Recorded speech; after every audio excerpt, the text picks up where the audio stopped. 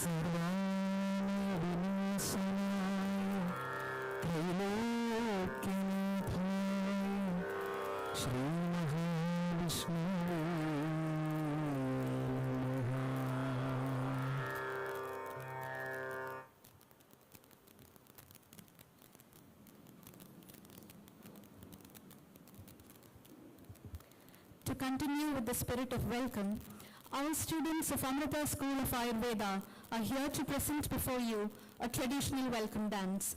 As the melodies unfold and the anklets chime, let each movement weave a story of devotion and grace. This welcome dance is a dance of gratitude, love, and unity, embracing every new soul joining the Amrita family.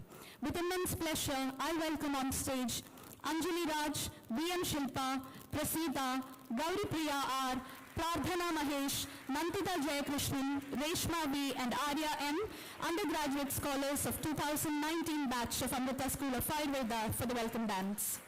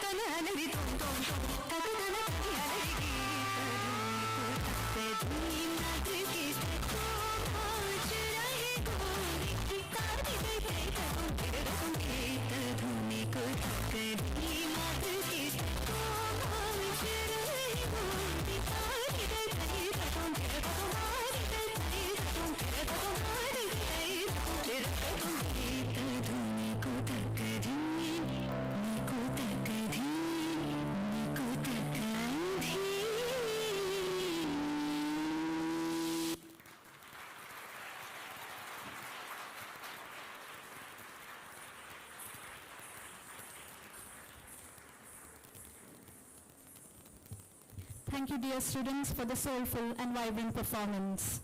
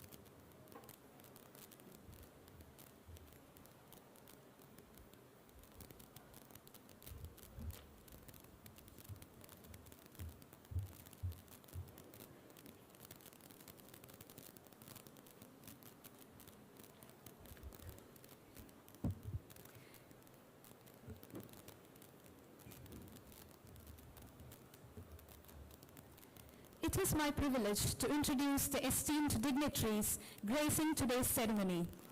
We have with us Sampuji Swami Shankaramradanandapuri, Dean, Amrita School of Ayurveda, Vaidya N. Prasad, Director and Chief Physician, Sunitri Ayurveda Ashram and Research Center, Thrissur, Ashtavaidyan Dr. Alatiyur Narayanan Nambi, Principal and Medical Director, Ashtangam Ayurveda Chigilsalayam and Vidyapeetham, Palakkad, Brahmachari Achyudamrita Chaitanya, Principal, Amrita School of Spiritual and Cultural Studies, Amritapuri, Dr. Priya S., Professor and Head, Department of Dravya Guna Vijnana, Amrita School of Ayurveda. I humbly request all our esteemed dignitaries to kindly occupy their seats on the dais, please.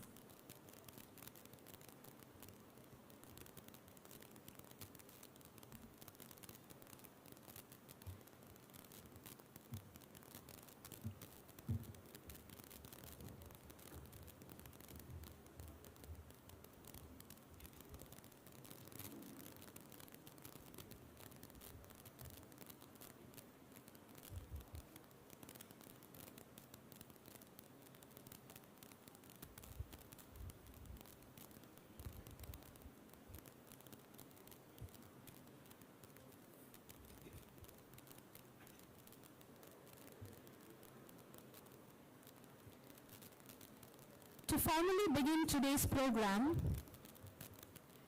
we have with us Dr. Priya S., Professor and Head, Department of Dravya Guna Vijnana. Dr. Priya S. has completed BAMS course from Government Ayurveda College, Trivandrum, and specialized in Dravya Guna Vijnana from the same college. She started her career as a lecturer in Pankaja Kasturi Ayurveda Medical College, Trivandrum, and holds a total teaching experience of 21 years in UG and PG. She is currently working as a professor and head of department in the Department of PG Studies in Dravya Guna Vijnana, Amrita School of Ayurveda. She has participated in various national and international seminars and conferences and presented scientific papers. Dr. Priya S. has guided and co-guided PG scholars in the department and published around 35 articles in peer-reviewed and Scopus Index journals. I warmly welcome Dr. Priya ma'am to deliver the welcome address.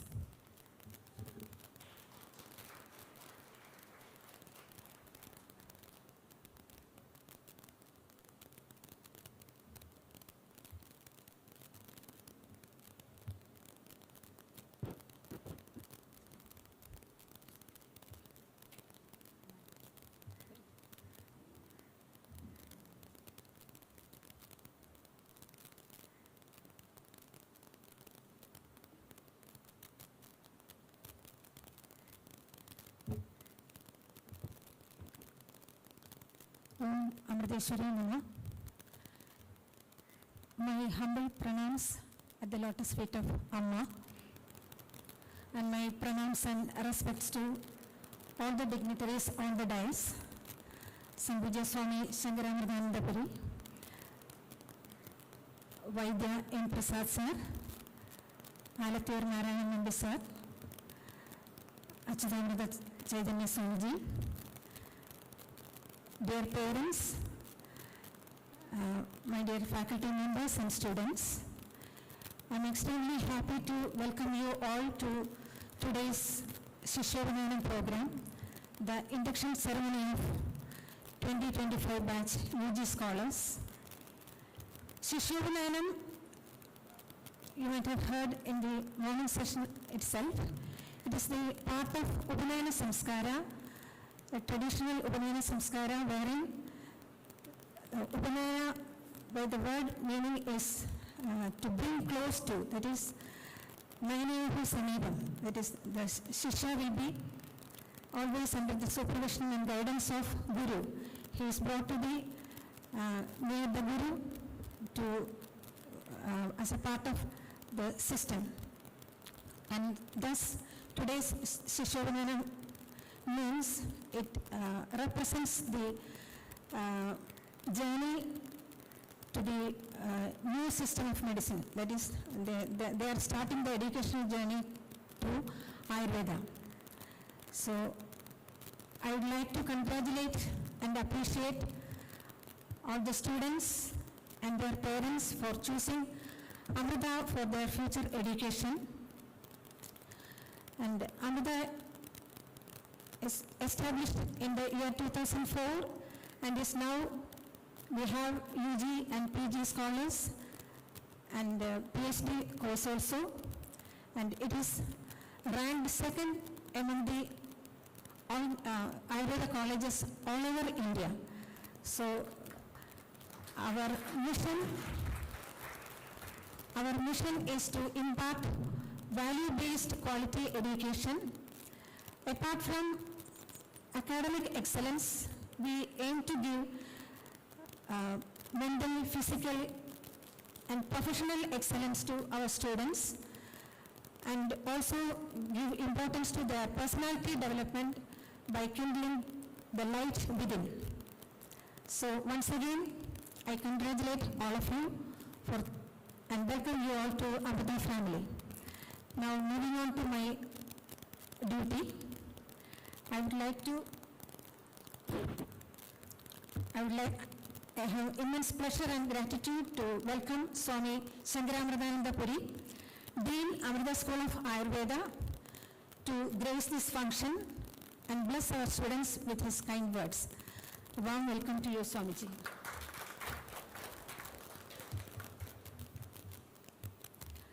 And today we have two eminent doctors, Vaidya M. Prasad sir and Ashtavaidyan Dr. Alathur Narayanan Nandi sir. And it is my honor to welcome Vaidya Prasad sir, Director and Chief Physician, Sumitra Ayurveda Ashram and Research Center, Thrissur. And he will be giving a talk on the gateway to Ayurveda, that is how to adapt to this new system of medicine. A warm welcome to you, sir.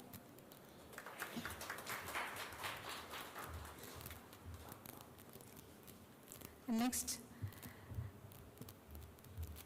it's my pleasure to welcome Ashtavaidyan Dr. Alathur Narayanan Nandi sir, Principal and Medical Director, Ashtangam Ayurveda Chikitsalayam and Vaidyapeetham, Palakkad, and he will be introducing you to the Ashtavaidya tradition and their social significance. And a warm welcome to you also, sir.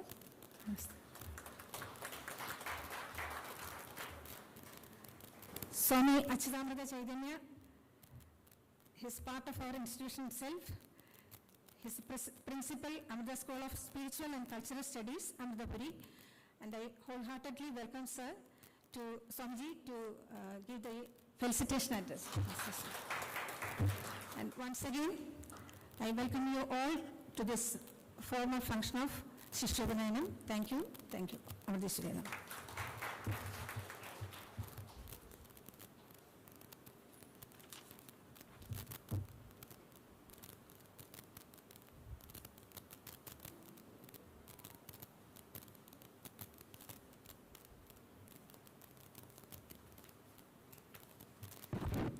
Thank you, ma'am.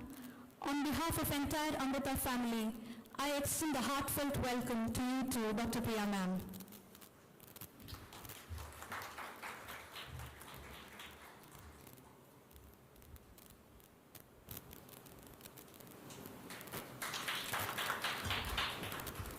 Moving forward to the presidential address by Sampuja Swami Shankara Amritananda Puri, who is a disciple of Sadguru, Sri Mata Amritanandamayi Devi.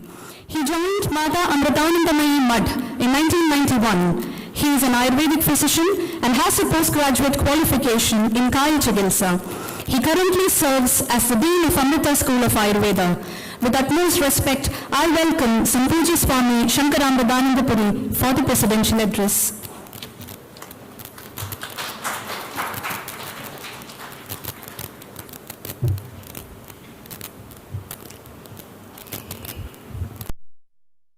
ओम अविद्यानामन्तस्थमिरमिहिरद्वीपनगरी जडानां चैतन्यस्तबकमकरन्दश्रुतिझरी दरिद्राणां चिन्तामणिगुणनिका जन्मजलधौ निमग्नानां दंशामृहरिपुवराहस्य भवति भवानि त्वं दासे मयि वितरदृष्टिं सुकरुणाम् इति स्तोतुं वाञ्छन् कथयति भवानि त्वमिति अहम् तदैव त्वं तस्मै दिशसि निजसायुज्यपदवीं कुन्दब्रह्मेन्द्रस्फुटमुकुटनीराजितपदाम् Om Amriteshwari Namaha. My humble pronounce at the lotus feet of my Guru, Sri Mata Amritanandamayi Devi. My pronounce to Dr. Nambi, Dr. Prasad, Achyutananda Chaitanya, all the faculty members who are gathered here, all the parents who are gathered here, and all the new students and the others. I have already met all of you, all the new students and their parents. Maybe some of them have come today also, today fresh. And we have, as much as possible, we have described all the possibilities, facilities, the future of Ayurveda. It is told in Ramayana that yavat thasyanti virayo saritasya mahiruhe tavat Ramayana gatha lokeshu pracharishyati. As long as there are rivers in the earth, as long as there are mountains in the earth, though we are destroying both as much as possible, there will be Ramayana gatha. The eternal principles of Ayurveda also is same. It is told that it is sanatana, it is eternal. It doesn't mean that herbs will remain. If you go on destroying them, they will not remain. But the principles, like the 6 ritus, like the pancha bhutas, like the sapta dhatus, the tridoshas, all these things will remain eternal. So, there is, our system is different from the Western education. We do not have disclaimers. You come and join, we are not responsible for anything else. The Guru-Sishya relationship is much different. The Guru is not a small word. You cannot call a swimming teacher as a Guru. Guru means big, heavy, great. Nothing is greater than that. He is an all-knowing person. Only such people can be called as Gurus. There is a Upanishad quotation, Sahana Vavatu Sahano Bhunaktu Saha Viryam Karavavahe Tejasvino Adhitamastama Vidyashavahai. It is used in the dual gender. To be more clear, myself and my Guru, 2 persons.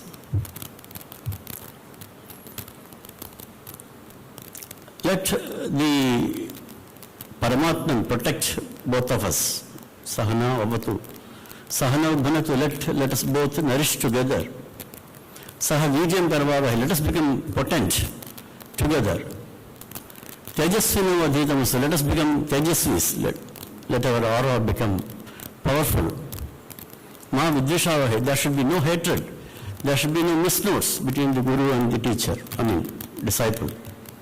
One fellow sings in one pitch and the other fellow sings in some other rhythm. That should not happen. There should be no misunderstanding, because the disciple knows that he is not knowing much, but his guru knows everything. So actual Sishyopanayanam, when there is a guru, only then there can be a disciple, Sishya. So we do not say that in the end you go and it is your headache.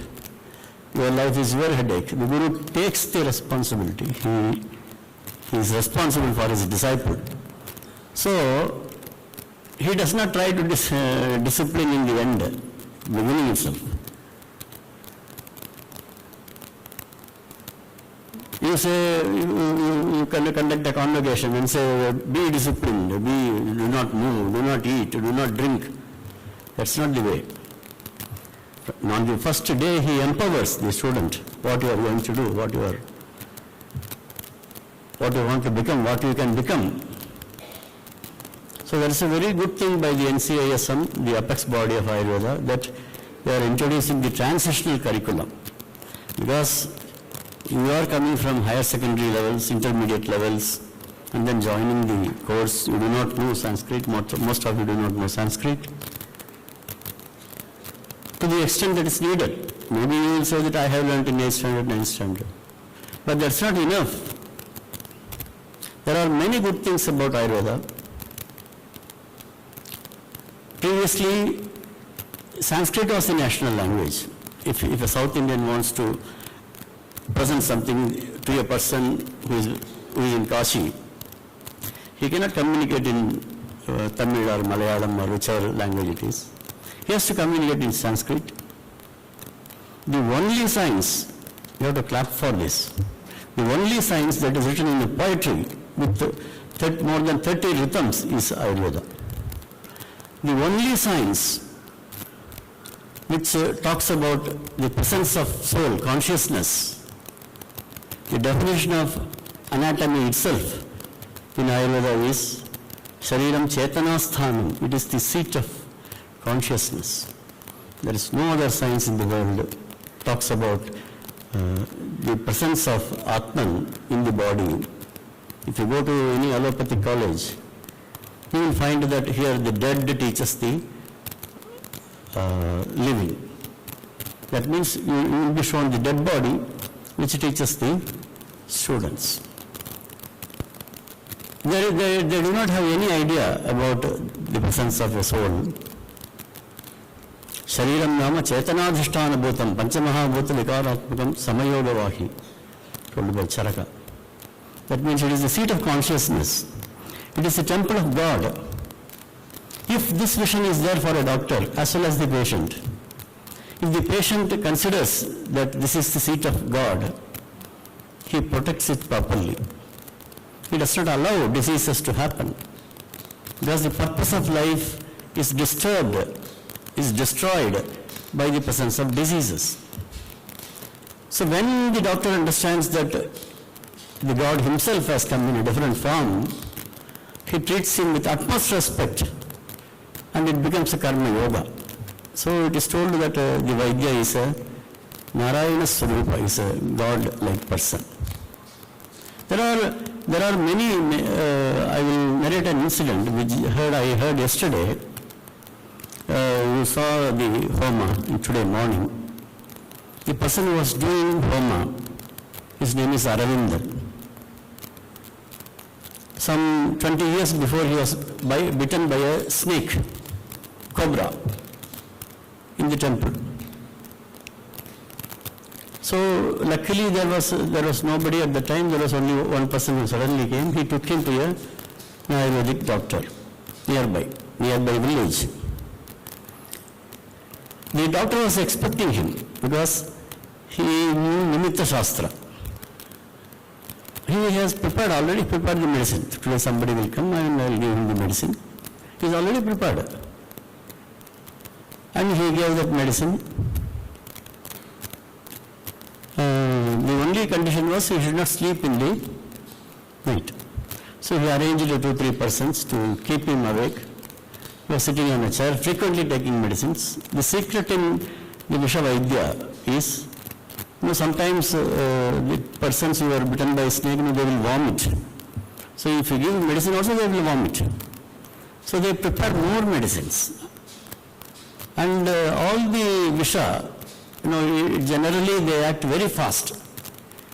In Ayurvedic terms, it moves on to the deeper dhatus of the tissues. So the medicines which are powerful, which act quickly, are given frequently to treat snake bites. So he was also done the same thing. He was not allowed to sleep. He was sent back. 10 days of medicines he took. The doctor did not open his mouth about any charges. So these people are pestering, how much we have to pay, what kind of medicine we have given. After 10 days, his assistant indicated that you can put any amount that you feel in a small hundi that was available there, and he put some 500 rupees. For 10 days of treatment, he was charged only 100 rupees, 500 rupees. He did not charge, but he was given 500 rupees. I will ask a question. What will happen had you taken him to any allopathic hospital, any hospital? First he will be admitted in the ICU. Then each organ will be analyzed. All the organs will be protected. He will be given a wash. Maybe he will be asked to vomit, and observation itself will be for 5 days. Antivenom will be given, which costs you a lot of money. Every day ICU charges are something around 50,000 rupees. The minimum of 5 lakh rupees, and with the side effects you will come out. Whereas without any diagnostic techniques, there are many diagnostic techniques in Ayurveda also, but sometimes even they do not use. They keenly observe you and then give proper medicines. It is same. I am only giving it because of shortage of time. I am only restricting myself to this example. In every area, in orthopedics, in many other areas, the same thing can happen if you are an expert, if you are dedicated, if you prepare proper medicines. If you are, I will not hesitate to say that if you are a devotee of God and believe in divine interferences. So you cannot expect, just because of label, because you have joined Amrita or whichever institute which is reputed, you cannot expect that you will become a big doctor by yourself, without putting any efforts. It is like you are like an architect. We are a laboratory. You are like a sculptor. You have to chisel out. There is a divine form in every one of you. It is like a uncut rock.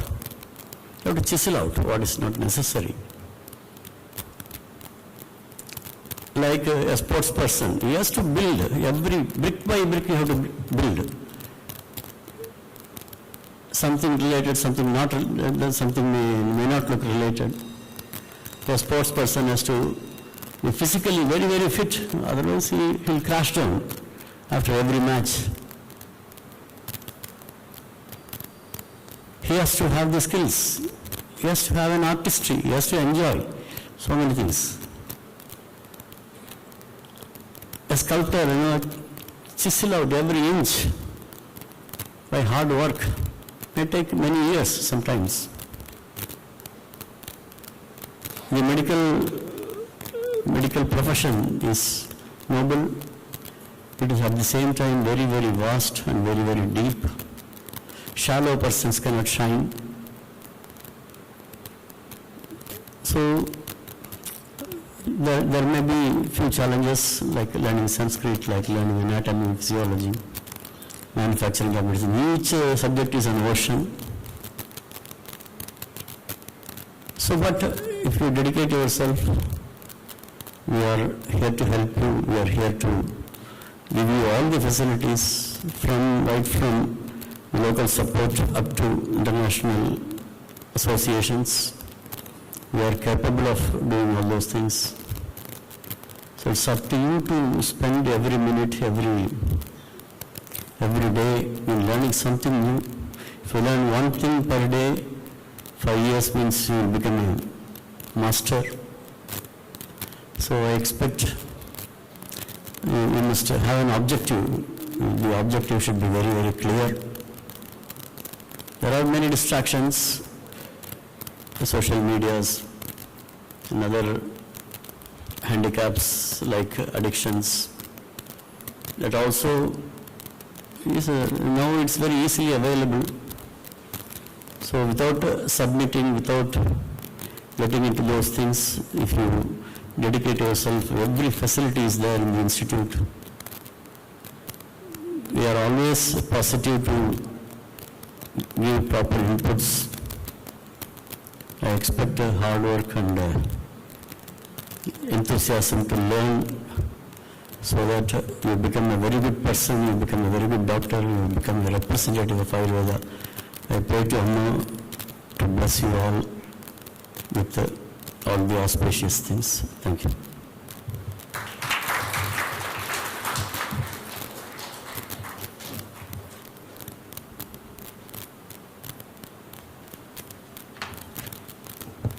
Thank you, Swami, for guiding us with your insightful and inspiring message. Now, let's turn our attention to a video that explores the ethics and etiquette every medical student should be mindful of in their professional journey.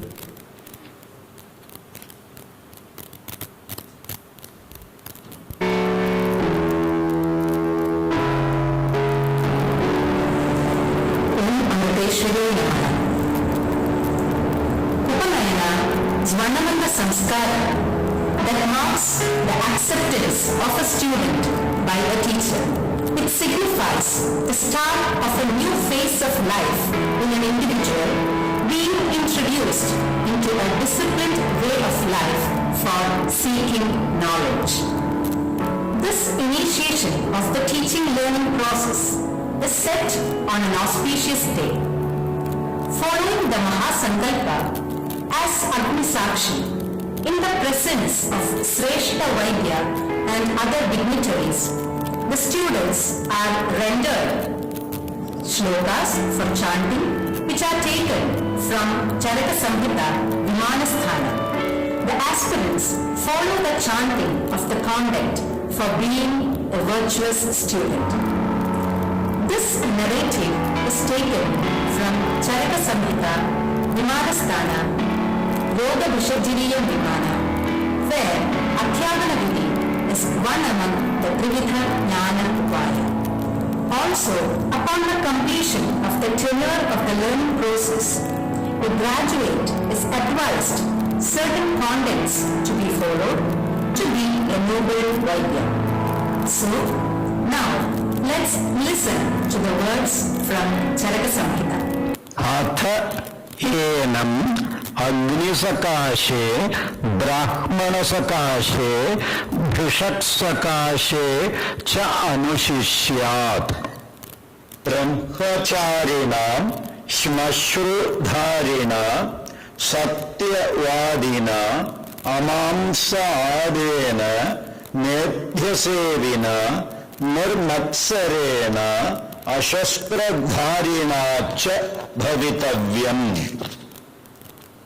सत्यात् धर्मात् कुशलात् भूत्यै स्वाध्याय प्रवचनाभ्यां च न प्रमदितव्यम् मातृ पित्राचार्य अतिथयः देवाः इव मानयितव्याः ब्राह्मणेभ्यः श्रद्धया श्रिया ह्रिया धिया संविदा च सर्वं देयम् अश्रद्धया न किंचित् अपि देयम् यदि कर्म विचिकित्सा वा वृत्त विचिकित्सा वा स्यात् तत्र ब्राह्मणाः सम्मर्षिणः यथा ते तत्र वर्तेरन् तथा तत्र वर्तेदाः च मद्वचनात् किंचित् अकार्यं स्यात् अन्यत्र राजदिष्टात् प्राणहरात् विपुलाद् अधर्म्यात् अनर्थसंप्रयुक्तात् वा अपि अर्थात् मद अर्पणेन मत प्रधानेन मत अधीनेन मत प्रियहित अनुवर्तिना च शश्वत भवितव्यम् पुत्रवत् दासवत् अर्तिवत् च उपचरता अनुवर्तव्यो अहम् अनुत्सेकेन अवहितेन अनन्यमनसा विनीतेन अवेक्ष्य आवेक्ष्यकारिणा अनसूयकेन च अभ्यनुज्ञातेन प्रविचरितव्यम् अविज्ञातेन प्रविचरिता पूर्वम् गुरुवर्त उपाहरणे यथाशक्ति प्रयतितव्यम् सर्वात्मना च आदुराणाम् आरोग्याय प्रयतितव्यम् जीवितहेतोरपि च आदुरेभ्यो न अभिद्रोद्धव्यम् मनसा अपि च परस्त्रियो न अभिगमनीयाः तथा सर्वम् एव अपरस्वम् निभृतवेषपरिच्छतेन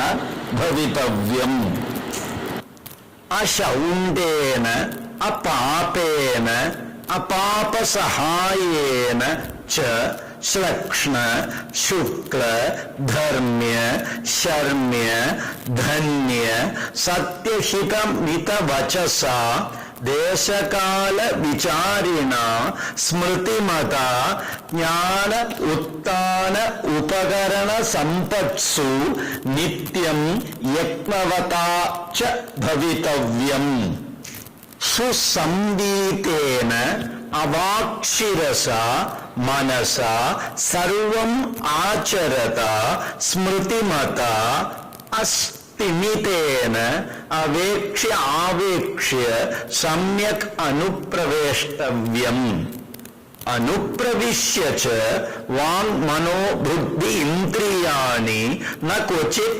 प्रणिधातव्यानि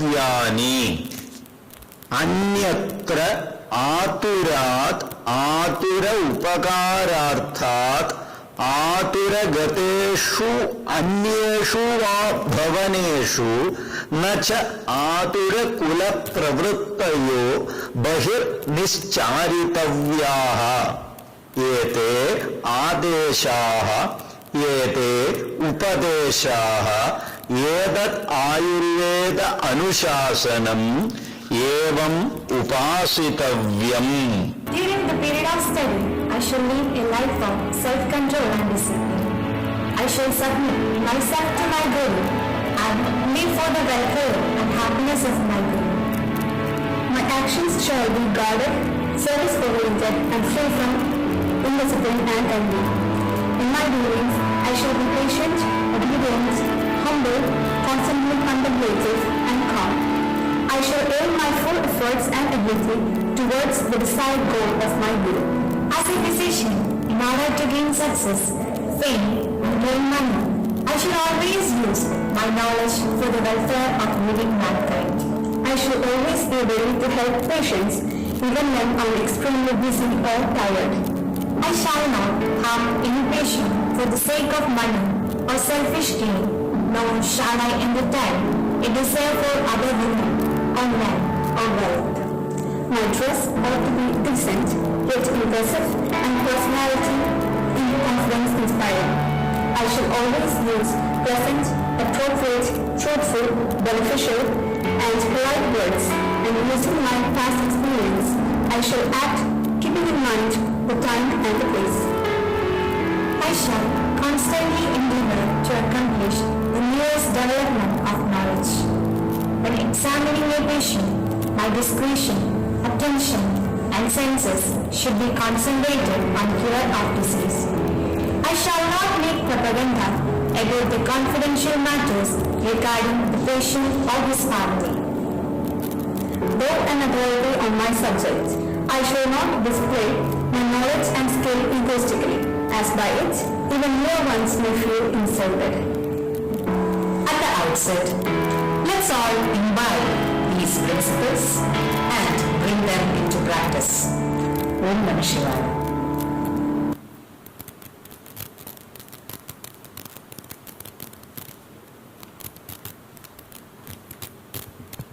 To continue with the proceedings, we are extremely privileged to have Vaidya M. Prasad Sir to address this august gathering as a guest of honor.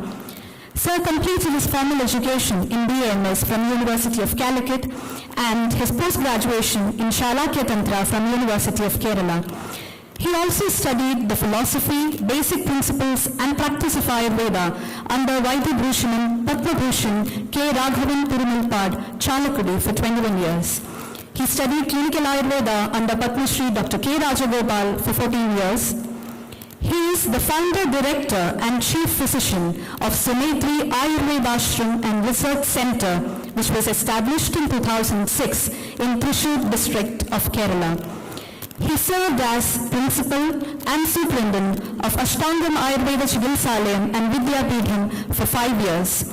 He is serving as Guru for the CRAV program by Rashtriya Ayurveda Academy, Ministry of Ayush, Government of India. He is also the managing trustee, Sumetri Foundation, a trust constituted for research activities in Ayurveda. On behalf of Amrita School of Ayurveda, I take the privilege to welcome Vaidya M. Prasad Sir to deliver his words of wisdom on the topic, the gateway to Ayurveda, how to adapt to the new ecosystem. Welcome, sir.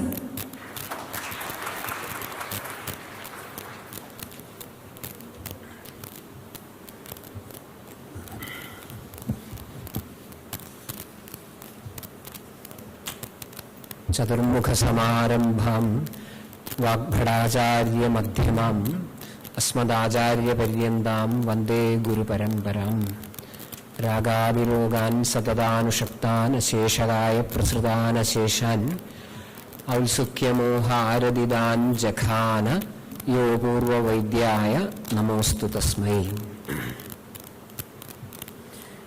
Most respected Swami Shankaramritananda Puri Ji, Brahmachari Achyutamrita Chaitanya, my dear friend Dr. Narayanan Nambi and Dr. Priya S, then other faculty members of Amrita School of Ayurveda, dear students and parents of the day, a very happy and warm namaskaram to all of you. I feel quite happy and privileged for this invitation to deliver a few words on this auspicious occasion of Sishyopanayanam of this batch 2025. And I would like to welcome all the beginners of Ayurveda learning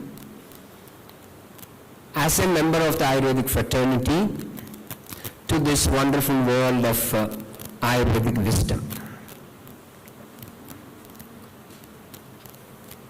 Especially because of the fact that you opted to learn or study Ayurveda in one of the most prestigious institutes, not only in the state of Kerala, but across the country for pursuing your undergraduate Ayurvedic education.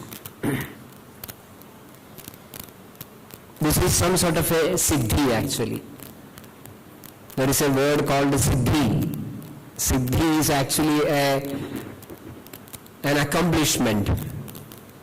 After your long years in the school, as a schoolboy or a schoolgirl, now you are all becoming college boys or college girls. And definitely that is a siddhi, that is an accomplishment which all deserves a lot of congratulations. In the year 1921, one institute was established in the pre-independence India, 1921 of course, by a legendary Acharya called Rabindranath Tagore, and the name of the institute was or is, what was it? It is called Vishwabharati. Vishwabharati. And when the concept of Vishwabharati was conceived, the tagline of Vishwabharati went like this. Actually, it was adopted from the Yajurveda.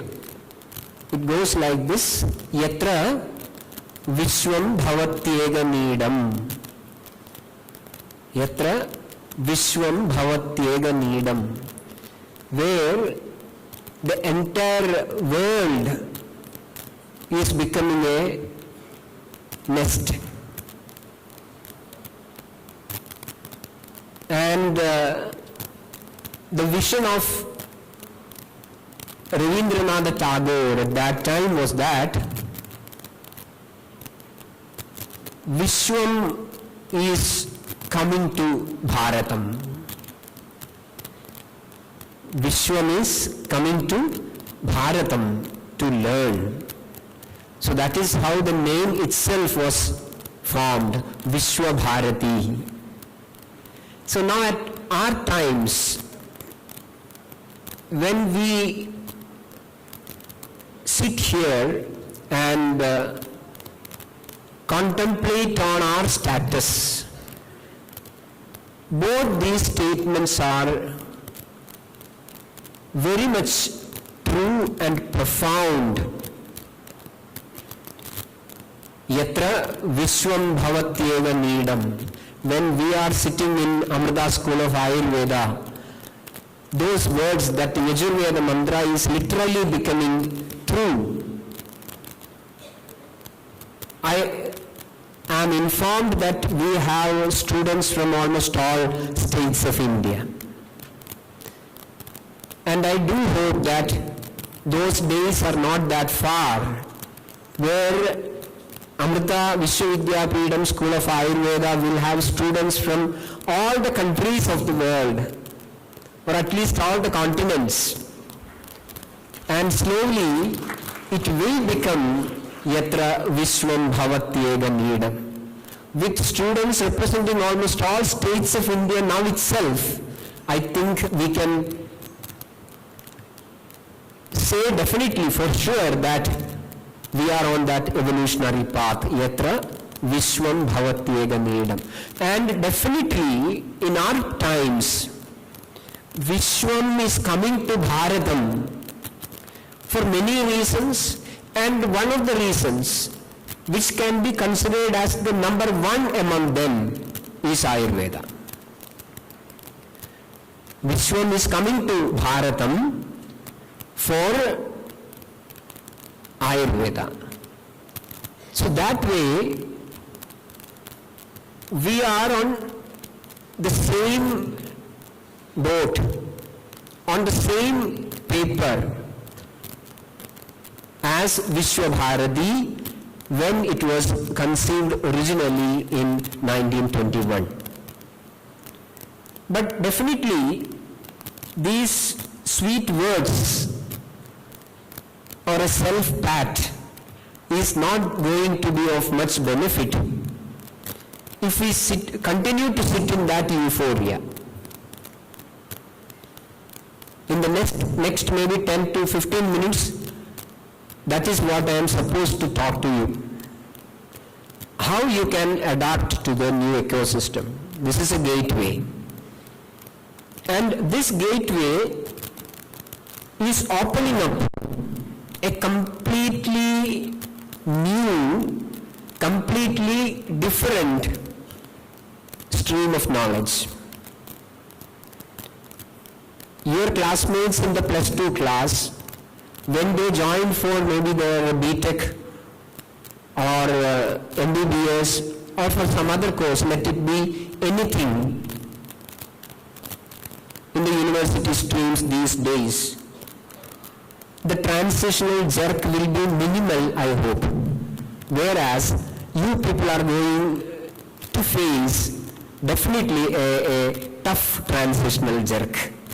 Because I already told you that you are in a transitional phase from a schoolboy or schoolgirl to a college boy or college girl. Definitely a young chap. But into the new curriculum, you will have to go back to your class 1, if not KG. Because you are going to get inducted to an entirely new stream of understanding. That understanding is about human body, a different perspective. And that is going to be the toughest crisis which we have to traverse very easily in the beginning days. One question at this point is quite normal and natural. What is that? Can there be different types of bodies in different streams of knowledge? Human body is one. Whether it is allopathy, Ayurveda, homeopathy, Unani, human body is one. That's a normal reasoning. But let me tell you, that answer is wrong. Human body is not the same. Like any other object, like any other substance, your definition will be depending upon your perspective. The angle through which you are seeing, the way in which you are looking at it. So Ayurveda is looking at human body, Sharira, from an entirely different perspective than what you learned in your biology classes. So that we have to understand. This is going to be the first hurdle which we have to pass smoothly, which is possible. And that is why you have a transitional curriculum in the beginning. But there will be a couple of things which can act against your comfortable transition. Number 1 is your age. Number 2 is your educational background. We are not, even though I told that you have to be in the class 1 or KG class again, literally I meant it, but you are not, you are already, I think at least you will be 18, 19, I don't think that there will be somebody who is 18. 19 may be the bottom line. So all through these years, we were acquiring some tools to judge the world around, to understand the different streams of knowledge. We are conditioned in such a way so as to see the world through the lens what we acquired over these years. So all of a sudden, when you are asked to, or when you are forced to look at the world through a different lens, that will be a little bit difficult, especially at this age where you are so critical about everything around, which is quite understandable. So, to adapt to the new ecosystem, the first point that I would recommend is, don't be judgmental in the beginning days. Don't be judgmental in the beginning days. It is definitely difficult, I can understand, but it is a must. Because you have to keep your doors open, the doors of your minds open, you have to keep your cups empty. Then only you can get the new information filled into it, the new information come to you. So don't be judgmental does not mean that never ask questions. That never means never ask questions. But to start with, you should be open to understand, you should be open to be receptive to understand what these things are all about. When somebody is saying that the universe is made out of 5 bhutas, immediately there will be a periodic table popping up in your mind. There will be 100 plus elements which were deeply imprinted in your chemical mind. So immediately there is a tendency, what these 5 bhutas are, because it is well established that the universe is made out of 100 plus elements. But the question is, or the problem is, certain things you have to take for granted in the beginning, then only we can move forward. Ayurvedic concept of material world starts from one preconceived or a prefixed notion that the universe is made out of Panchabhutas. Later, definitely, once you understand what these Panchabhutas are, or why it is proposed that the universe is made out of 5 bhutas, or why there are no 6 bhutas or 4 bhutas, then you can start asking questions. Definitely. But do not start judging the initial information ruthlessly and with a lot of preconceived notions which you have already acquired through years. This is going to be again one of the toughest things. Again, while we start reading through the textbooks, while we are going through the philosophical backgrounds of Ayurveda, there will be many such ideas which need not align with what you have learned in your up to your +2 class. So that is the first thing that you have to keep in your minds. Don't be judgmental in the beginning. And the Ayurveda demands a lot of sensory involvement in your day-to-day operations. Sensory involvement means involve in the environment where you live using your senses, indriyas. So, getting connected with your senses and your sensory world around and focus on the inputs from these sensory organs, indriyas, is very, very crucial.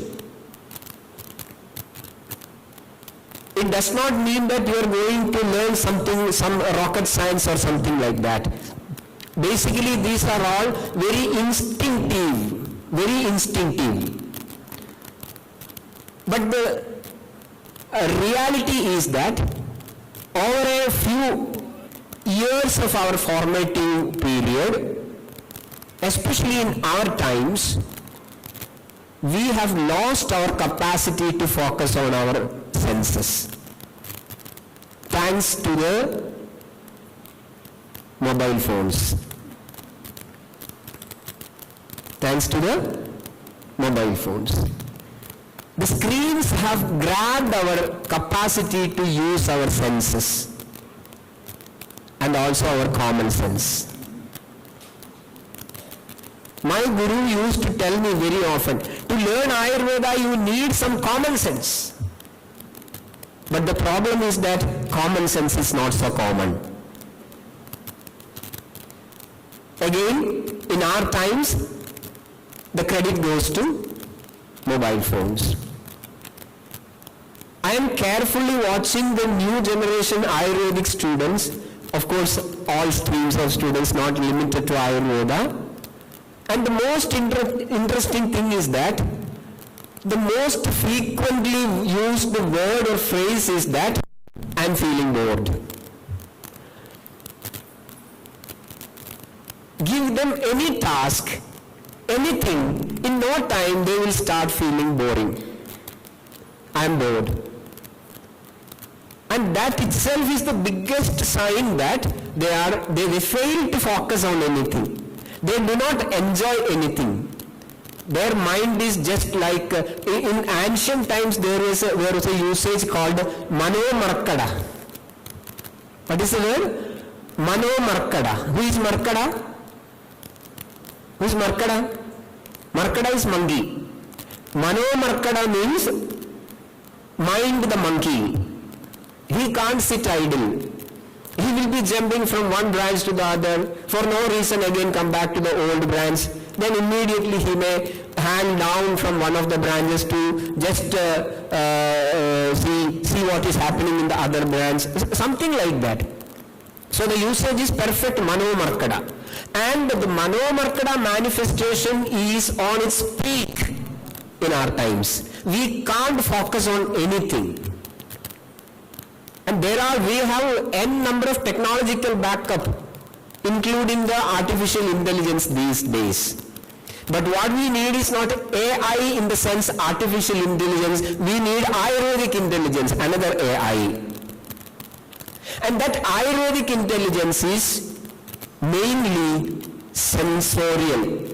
You have to feel your skin, the touch sensation, eyes, the form, vision, color, ears, tongue, smell. Because the way in which Ayurveda is learning the human body, its normalcy and the departure from the normalcy is primarily using the senses. And the role of technology is definitely, many efforts are in that line to bring in technology to replace the human element from it. But still the situation is that the more you are humanly in your involvement, the better is your chance of success as an Ayurveda Vaidya. By all means. So that is going to be another challenge.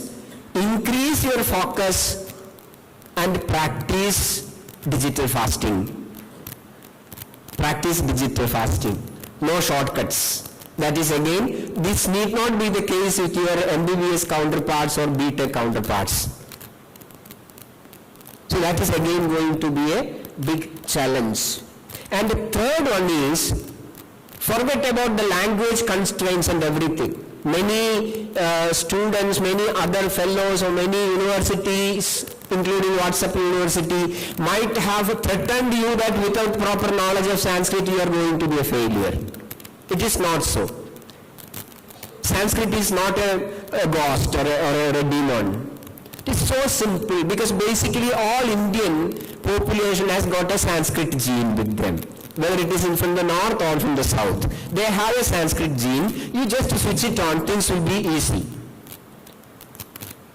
But the involvement is very important. It is not about the language, but your involvement. Ayurvedam upasmahe, there is an element of upasana in it. Where you are supposed to learn Ayurveda and not for the sake of examinations learn about Ayurveda. For passing the examination, you need to know about Ayurveda, but to really practice in the society, you have to know Ayurveda. There is a big difference. There is a big difference between knowing Ayurveda and knowing about Ayurveda. While knowing about Ayurveda, ChatGPT may be helpful. ChatGPT may be the best tool. Just download the information and you will get the update, the latest status. What is Ayurveda, where did it origin from, what are the branches, and that may give a pass in the exam also. But once you start sitting in the clinics, once you start sitting in your own clinical setup, this is not going to help. It is something about learning about Bharatanatyam and learning Bharatanatyam. Somebody may have a PhD in Bharatanatyam with a 3-year project compiling all the information, all the biography of the famous dances and everything. So it is about Bharatanatyam. At the end of the day, if you ask the PhD scholar to perform on the stage for 10 minutes, he will not be able to. The same way, all through this course, there are examinations. I always used to say that these examinations are like toll booths in the highway. Definitely you have to pay the toll, then only you will be permitted to travel. No doubt. But don't think that you are traveling to pay the toll. It is not so. You have a destination which is beyond the toll, all the toll booths. Similarly, that upasana should be there, dedication should be there. Keep your Shastra close to your heart. There is a very old saying that dharmo rakshadi rakshitaha. Here we have to make it Shastro rakshadi rakshitaha. I hope all of these new students will come out of Amrita in flying colors, and I pray for that, and I hope that there will be the blessing of the entire Guru Parampara for that. Thank you so much.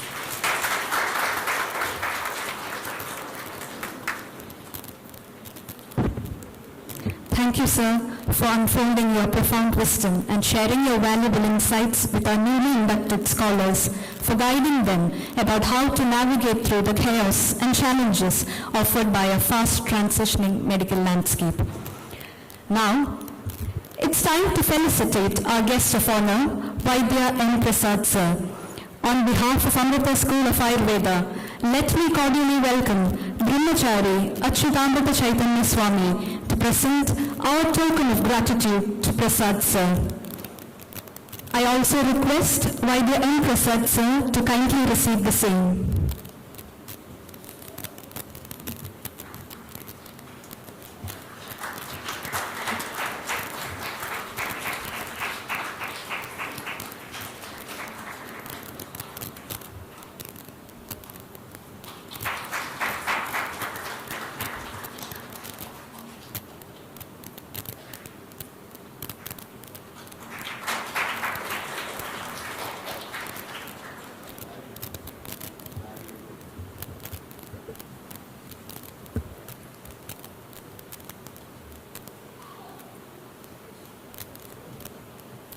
Thank you, Swami. Thank you, Prasad sir. We are very grateful and much obliged to our guest of honor, Ashtavaidyan, Professor Dr. Alathiyur Narayanan sir, for gracing today's auspicious occasion. Sir is currently serving as Principal and Medical Director of Ashtangam Ayurveda Chikitsalayam and Vidyapeetham, Palakkad, Kerala. He is also the Director of Academic Services at SMA Aushadashala, Thrissur, one of Kerala's pioneering Ayurveda institutions, established in 1920 by Ashtavaidyan Taikat Moose. He completed his undergraduate and postgraduate education from SDM College of Ayurveda, Hassan, Karnataka. He is an esteemed international faculty associated with several reputed institutions like Ayurvedic Point, Italy, Veda Education, Russia, European Academy of Ayurveda, Germany, etc. His lectures and academic visits have spanned across many countries. He has authored research articles in index journals, edited a volume by Springer Publication, and contributed book chapters.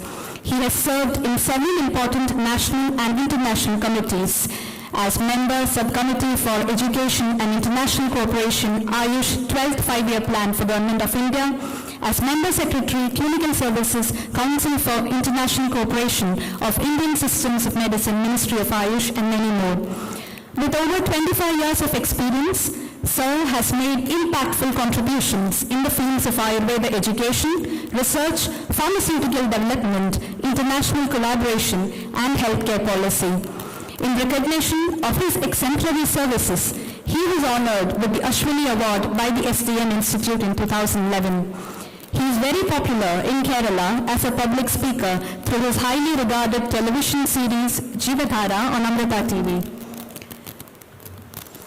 On behalf of Amrita family, I wholeheartedly welcome Ashtavaidyan Professor Dr. Narayanan Nambi sir to enlighten us on the topic Ashtavaidya tradition and their social significance. So please.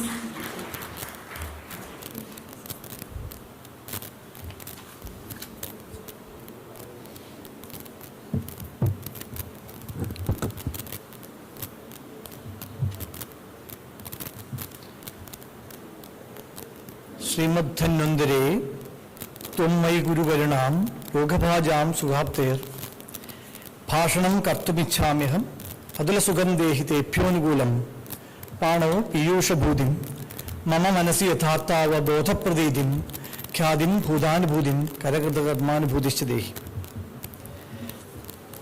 Respected today's presiding Swami Shangaramudandapuri Swamiji, respected Brahmacharya Achyutamika Chaitanya, respected Dr. Priya, and my friend and my eyebrow Vaidyan Prasad sir, and all the dignitaries on the audience, my dear parents and all the faculties and first day of the first year BAM students.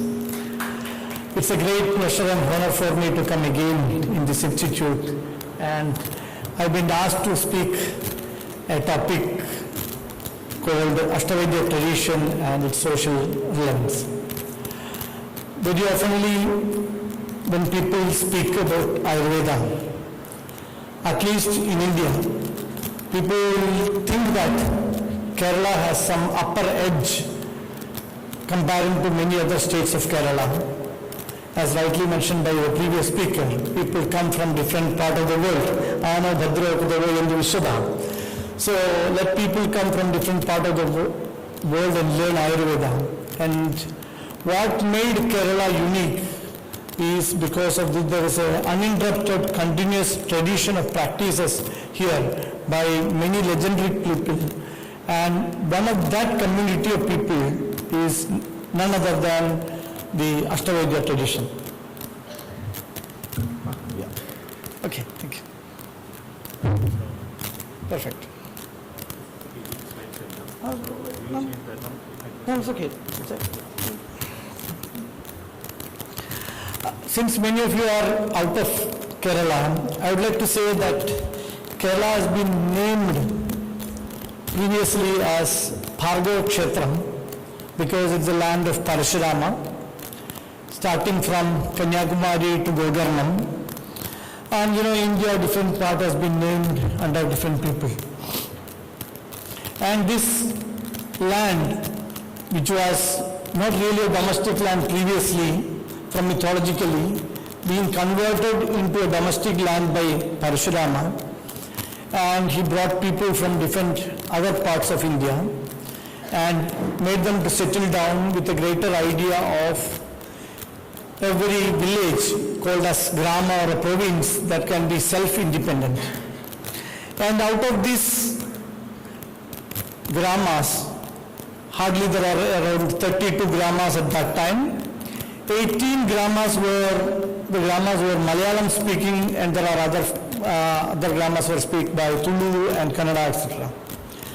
And the idea of the Parashurama was that each grama will be self-sufficient, completely independent, maybe a population of around 5,000 to 6,000, just like a small village. And to sustain that socially into entity, they need different people has to take different responsibilities and hence different family has been assigned different duties. And one such family was assigned healthcare duty. They were the Ashtavidyas. When we look at the word Ashtavedya, very often people believe that these are the people, there are 8 families in Kerala. No, they are not 8 families, rather there are at least, there were 18 families really focused on healthcare management, totally free at a period of time. And this is a mythological thing, but many times it can track back to many centuries. There are so many stories too. And but what we get now is a collected essays of the famous author Kottarathil Shanguni, Aidishyamala, which has been translated now, available in English also. He has written many columns about many stories, even funny stories like elephant stories, many king stories, and there are also many stories about Vaidyas of that time. The collection started in 1909 till 1924, and this book containing a large number of stories about these great families. There were many work also happened to understand what these Ashtavidya people are, like Indudharan Menon was working on this under the support from the Tata Institute of Fundamental Research, and he was able to track down from 14th century, even 13th century, and one of the oldest book available from that family was Alatiyur Manipravalam, which was being written between 13th or 14th century. And there were also many descriptions are there about this Ashtavedya families. These are the families that are continuously practicing Ayurveda and healing the people from many centuries. And there is also another story about Ashtavidyas that these are the people, besides their practice, they have a spiritual practices too. And on the between 7th to 8th century, when Vagbada arrived as a part of propagation of Buddhism from Sindhu Desha to southernmost part of Kerala, he stayed near Chertala here, near Tiruvallur Kshetram, and he has been heard that he has written Ashtanga Hridayam sitting in Kerala. And he got Samadhi in a Shukla Ekadashi day, and that's happened in one of the Ashtavidya family called Plamandol Moose. Still there is a Samadhi Sthalam in Plamandol Moose area, and almost all the Ekadashi day, especially the Shukla Ekadashi day, Ashtanga Hridayam is considered as Anadhyan. So these are the 18 families, starting from the Alatiyur Nambi, Chundal Moose. These are the 18 families were there, and currently around 8 to 9 families exist. And these are in 2010, these are the people surviving in these families now, including both medical and non-medical personalities. Whatever it may be, why I have to say about these people? Because any medical system, any system has to survive. There should be some set of people, and they will try to protect the system, whatever the challenges they face. You know, India has been ruled for more than 600 years by Mughals, and we have almost 200 to 250 years by Britishers. So there's almost 650 years we have been ruled by different non-Indians, but still keeping the traditional knowledge systems was a big challenge. And these are the families historically keep their tradition as best as possible. So I just want to highlight you some of the points, some general features. Basically they're all from Brahmin families called in Kerala called Nambudiri families, but they have been kept a little bit away from the mainstream Nambudiri families because they will be consulting all categories of people. Normally they don't do puja in the temples, but rather they have their own temples, and they get married between themselves, and that's also one of the reasons they lost many of the children because of the consanguineous marriages as a genetical issue. And many times the elderly one is only get married and remaining will not get married because they are committed for the traditional practices, maybe Vashavaidyam or maybe Balaji Gilsa, whatever the branch they are focusing on. Generally they have the patriarchal traditions and very rarely very few female Vaidyas are there. Generally they are from the male-dominated area where common names were like Narayanan, Agin, Shankaran, etc. And most of these houses, they have their own family deities like Dhanvantari. The slogan what I chanted in the beginning is one of the slogans you never see in the Dhanvantari thing. Actually, I just modified in the second sentence. The actual slogan is Srimad Dhanvantari, Tammai Guruviranam, Yogavajam Sugate, Bhaishajyam Dadam Ichamiham is the right word, but since I am speaking, I is taking into Bhashanam Kartum Ichamiham. But I just modified according to my wish in the second line, but truly it is from Kutanjeri Ayyan sentence from the Dalliwai Dhanvantari temple. And many temples they have Dhanvantari temples as you can see here. Ashwini Devas temples for Alati of Nambi family. Bhagavati temples like Ullu Taikatmus, they have Bhagavati in a female Dhanvantari version. And many Shiva temples like Vaidyanatha Kshetram or many Vaidyam Trikoli Kshetram. Many people follow Dakshinamurti. Basically, they have an upasana that is highly essential for their existence. So what is the traditional way of education they get? Basically, since there was no Ayurvedic college in Kerala, the oldest Ayurvedic college is Trivandrum Ayurvedic College, officially in almost nearly 150 years. Before that, there were small centers, and most of the time Ayurveda education was happening in traditional houses like Ashtavidya families. Hence, that is their Kulavritti. So Vaidya, from the very young age, they will start learning Ayurveda. Probably they will start learning some after the Upanayanam. Up to the age of 7, they are totally free. So after 7 years, another 18 years, another 16 or 18 years, they will have continuous learning starting from a Sanskrit study. It may be starting with a simple Sanskrit book like Siddharubam, or it may be some stories of, from Panchadantram, and later on taken into higher depth of Sanskrit things. And after the Upanayanam, they will have much more formal study. They have been taken into a guru. Many times this Ashtavidya family has a guru as a Kutanjeri Moose, and they will be studying under the guru. So maybe in the starting they will study the basics of Sanskrit like Siddharubam or Amaragosam, or even the small stories like Siddhamadandam, or maybe later on into Rigvamsam, Maham, like that, depends upon the curiosity of the Sanskrit perceptions. Otherwise they will move directly into Nyayam or Nyayam Aisheshiyam like this because of Kanadam Paniniyam cha Sarvashastropakaragam. And since that is education is happening, there is no Sunday, Monday holiday, this type of Sunday holiday. We have another different type of holidays at that time. In Ekadasi is a holiday.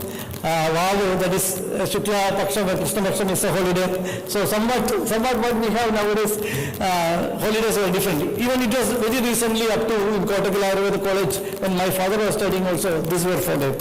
So there is a day, we have Adhyayana Dinam and Anadhyaya Dinam. And after the basic Sanskrit knowledge, they will start studying Ashtanga Hridayam, the first slogam, like Dadagadirogan, Sardan, Shaktan. And continuously, morning time, the children, maybe at the age of 7 or 8, start working. Maybe looking at the patient's prescription, preparing prescription or preparing medicine, preparing treatment, whatever. And later on, they will start studying. Basically, in the morning hours, there will be a few hours of learning, then another few hours of learning in the afternoon, especially repetition of what have been studied. When Ashtardham become completed, they will go for the books like Sastrayogam, Gunapatam, like Kerala, Chilsakramam or Chilsamanjari, Yogamrtam, Vaidyamadharma, like small things. So it may take, depends upon the intelligence, not like today we have 5.5 years, 6.5 years program. Depends upon capacity of the student. Just like nowadays we have different modules, we can quickly pass some modules similar way. Depends upon the intelligence. They can finish in 3 years, 5 years, sometimes 10 years, even more. Depends upon how smart the Shishya could be. After that, there will be 1 year bhajanam. That means the person will stay there and take 1 year internship with God. Now we have internship here with the different departments. That time there was internship with one and only one person, that is God. After that bhajanam, that person will become very different. I have some nice photos also during the bhajanam, they are how the people entirely will change.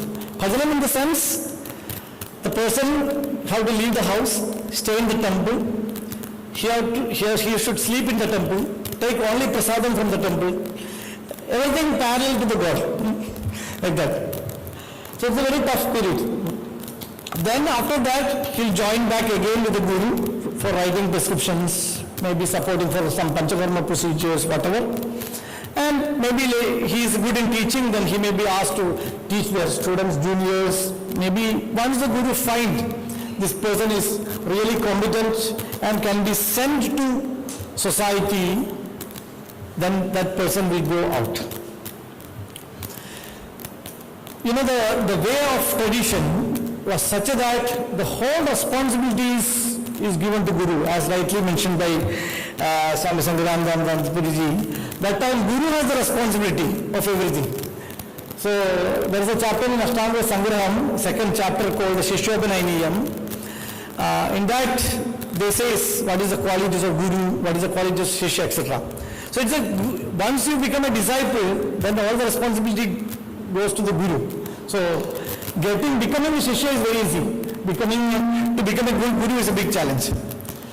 And what I want to say is that these Ashtavidya people were rigorously teaching, rigorously practicing, rigorously contributing liturgically and many levels. Some of the books like Alathur Manipravalam, Yogamridam, many commentaries from Ashtanga Hridayam like Vakya Pradipika of Parameswaran Nambi and Ashtanga Saram, many Sarvanga Sundari commentary of Ashtanga Hridayam, and many Tashuta.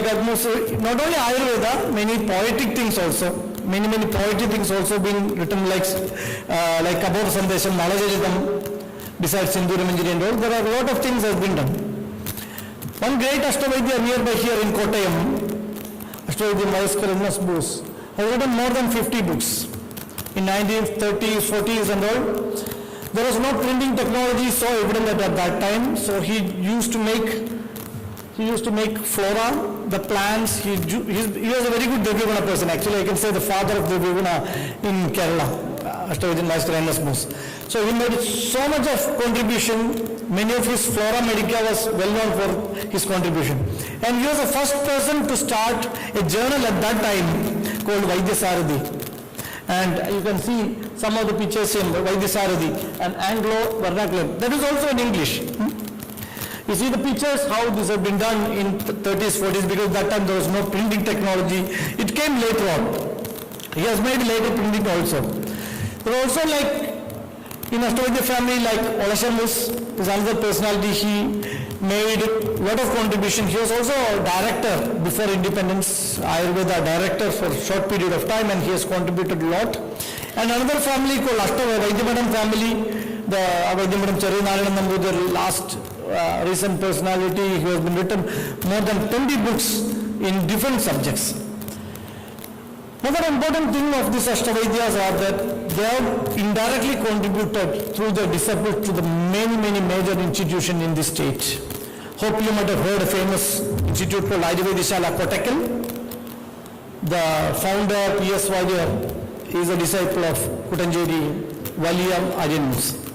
And the famous institute like Vaidyaratnam Aushadashala, directly run by Ashtavidyas, SNA Aushadashala, and Aushadhi, the biggest medicinal pharmaceutical company from the cooperative sector, is started from Thrissur, which was a Kerala Cooperative Society, and most of the directors background was from Ashtavidyas. ETM Vaidyashala and Taikat Vaidyaraj, Nagarjuna, and many institutions been, even including one of the oldest institution in Kerala. We can, as a hospital, we can say in 1902 started by Ashtavidyas called Kerala Ayurveda Samajam. A team of people. There are other people besides also Ashtavidyas too, but there are a good number of people over there like Plamadolmus, Alathur Nambi, Taikarmus, etc. Vaidyamadam Vaidyashala. These are all big institutes, you can see. And what they try to do is that they try to keep the tradition as strong as alive, and they distill their experiences in a different situation. As rightly mentioned by Swamiji, giving the examples, I can give you another example of this Vaidyanatha family. The great singer, Chambe Vaidyanatha Bhagavatar, she used to sing in Guruvayur temple, and Ekadashi period, this is the season now, Ekadashi started in 5 days before in Guruvayur. And he's supposed to sing there, but unfortunately he had a lot of problem with his voice. He was crying in front of Lord Krishna, please help me, I want to sing. He is a very famous singer, Chambe Vaidyanatha Bhagavatar. He was not able to, he lost the voice. Then Vaidyanatha Mallinarayan Namburi, you can see in the center, he touched him. Come to our Vaidasala, I will heal you. There was only short period of time because within 30 days, the Ekadashi last day is there. Last day, all the people will be chanting the Pancharatna Kirtanam, and at last Agre Pashyami and all. So suppose the person supposed to sit in the front. He was in a really panic, he was really upset. Then Vaidyanatha started giving him classical formulations, started Sarasada Jilsa. He made some churnam from different yoga. He took some yoga from Jilsa Manjari like Varatha Nelivan Batram, Bandhu Jivasya Patram, Nevil Charpuna Kidil, Sarasada Moinyubum. Simple formulations like this. He took many churnams from different yogas and started treating him. And with the blessing of God, he was able to sing in the last day. That is the capacity of the Vaidya, you know. This is a sort of emergency management, I can say. So this is the way the Vaidyas were able to heal many situations. Kalamandar Moose, another famous generation's people, they have treated enormous people. Vaiskara Moose, these are the generation people. N.S. Moose was very famous for his contributions in both literary and practices. Olasya Moose is a person, the left side person is with Mallu Sangalinambudri. They were very close friends. I had a lot of memories with them. The famous Elayathu Moose family, one of the biggest institutions now in Kerala with manufacturing. Two of them conferred Vaidya Padma Shri and Padma Bhushan in recent years.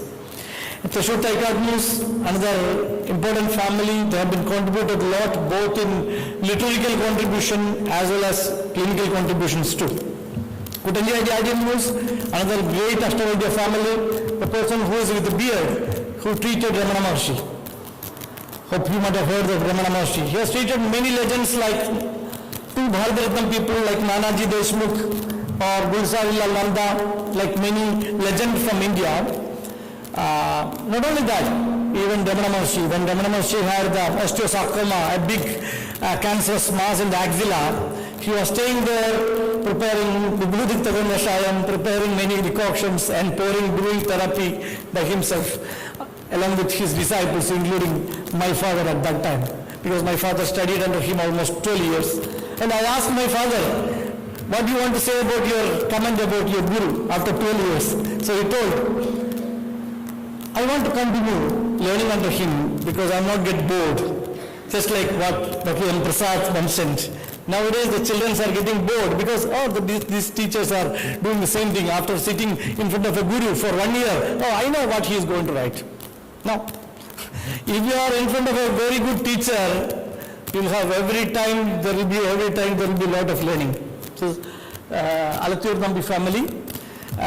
So you know, this was my father, and he was studying under Kutanjali Moose. So this is the way traditional education was happening.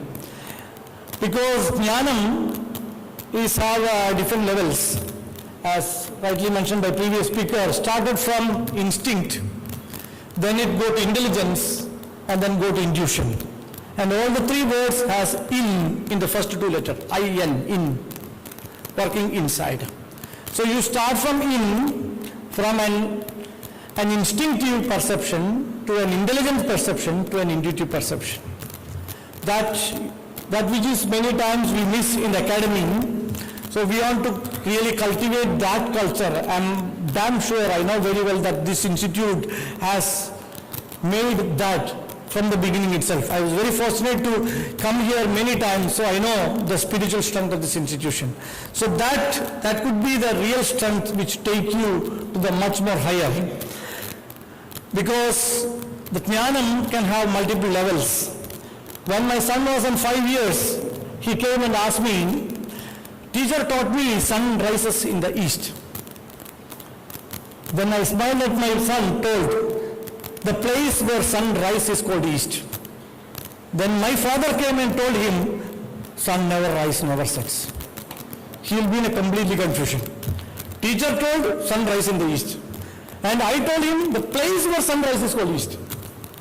And my father, 80-year-old person, told, sun never rises, never sets. So my son had confusion. This old age person, maybe some dementia, some memory problem, that's why sun never rises, never sets. Huh? So he may be little confused because he is seeing sun rising in the east. So whose statement is correct? Everybody is correct. Depends upon the level where you are. So what I want to say is that when you start learning, I want to say to the first year student, whenever you start learning, you will get one meaning. Then after a period of time, you will get another meaning. After a period of time, you will get another meaning. Even today, when I woke up in the morning, when I was reading Ashtanga Hridayam, which has been started many years before, still I get new words, new insight, new intuition from the same words. I asked the same question to my father because he studied by heart the whole Ashtanga Hridayam when it was young. So I asked father, why you are reading a book which has been by hearted, completely by hearted when you are in 15 or 20 years? He told, book is not changing, but I am changing. You are getting me?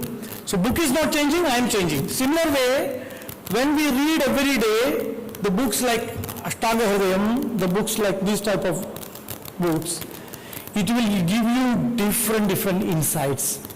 The same shloka, words may be the same, grammar may be the same, nothing is changing, but you have a different perception because of our different experiences. I'm telling you really from my heart, even every day when I read, I get enormous new perception of the same shloka from Yagadiroga till Hridayamiva Hridayame that Sarva Ayurveda Vangme Bayoti. So that was probably the ancestors were doing. They are investing time from in. That's why they suppose they have very deep knowledge of Sanskrit. That was the time that they need at that time, but now we have so many other options. And nowadays we can also have a lot of contemporary knowledge too. Many of like N.S. Moose has a very good knowledge in English. He has written many books in English itself. Even one of the earliest books in Panchakarma, the Kerala Panchakarma treatments were written by N.S. Moose in 1950s. They were treating animals and they were doing many, they have their own prescriptions. So by these words, I conclude. Once again, I want to tell you, all the students, that this is your first day. Keep your spirit and keep your passion, keep your attitude towards Ayurveda. Definitely it can take you to the different heights. Thank you, Vanathan.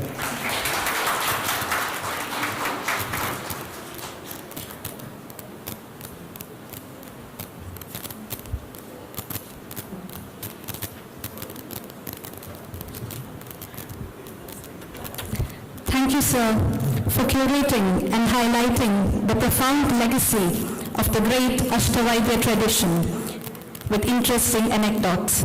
It is indeed a stark reminder of our collective responsibility about safeguarding our traditional knowledge and medical heritage. Now, on behalf of Amrita School of Ayurveda, I cordially welcome Brahmachari Achyutamrita Chaitanya Swami to present our token of gratitude to Ashtavaidyan Narayanan Mandi sir. I also request Ashtavaidyan Dr. Alathur Narayanan Mandi sir to kindly receive the same.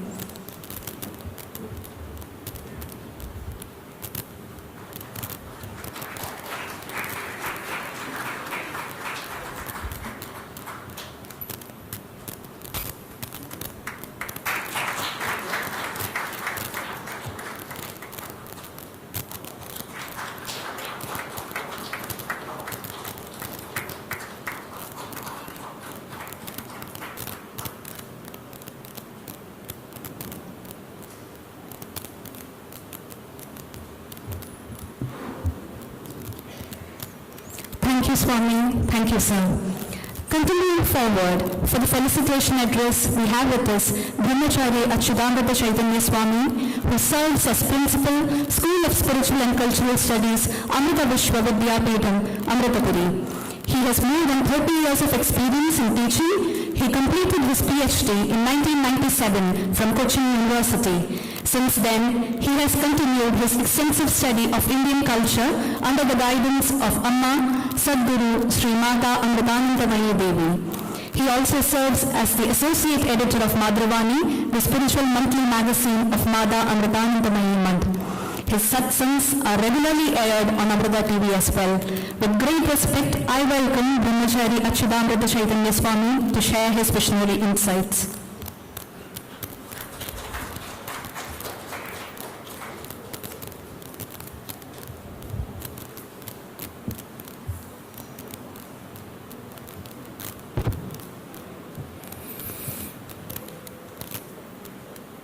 Namaste Gurave Nityam Sahajanandarupini Yasya Ragamritam Khanti Visham Samsarasam.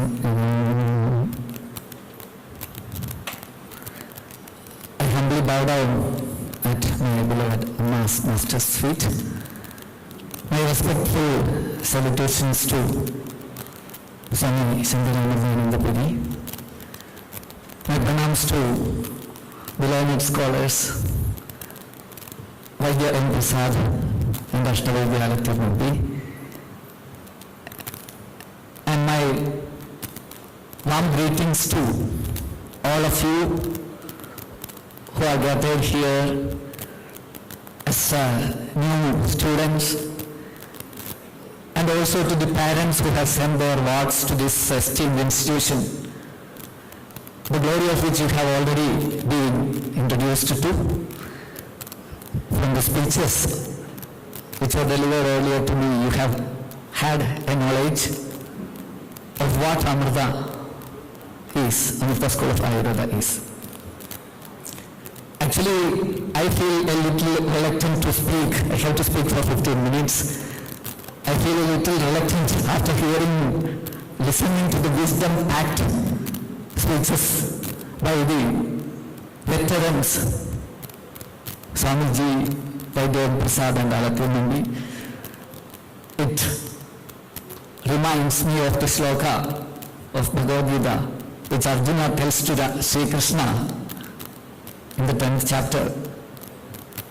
Bhuyat kathaya truptirhi Srinnado nasti mayamurdam.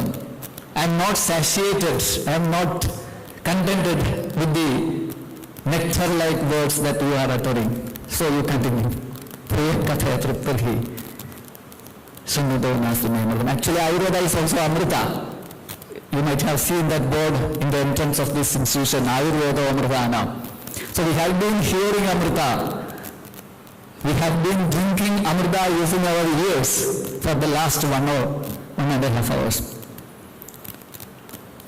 And I am not a person of Ayurveda, but I am a person of Ayurveda because I am a very frequent visitor of this Amrita School of Ayurveda. And being a member of the Amrita School of Spiritual and Cultural Studies, it is natural that I have some relation with Ayurveda because Ayurveda is also a part of our culture and spirituality. When you go through the classes, the 5.5 years you are going to spend here, the students, you will come to know that Ayurveda has many things in it.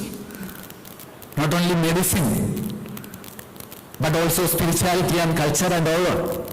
Everything and whatnot. So from the speeches that were delivered earlier to me,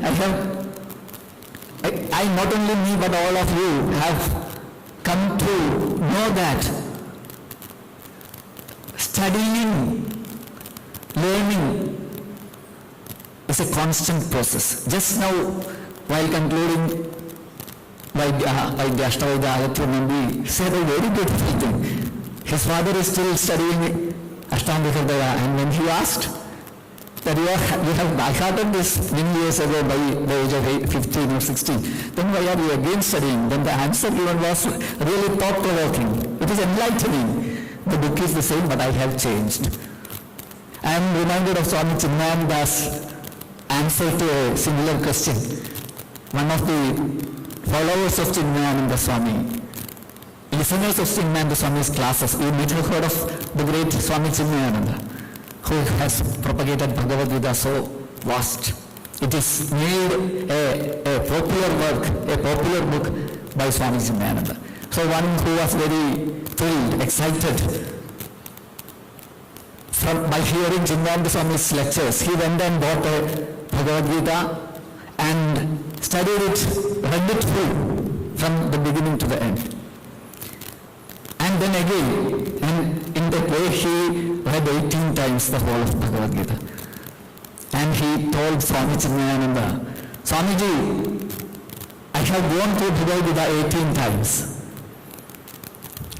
Then Swamiji replied, have Bhagavad Gita gone through you at least one time?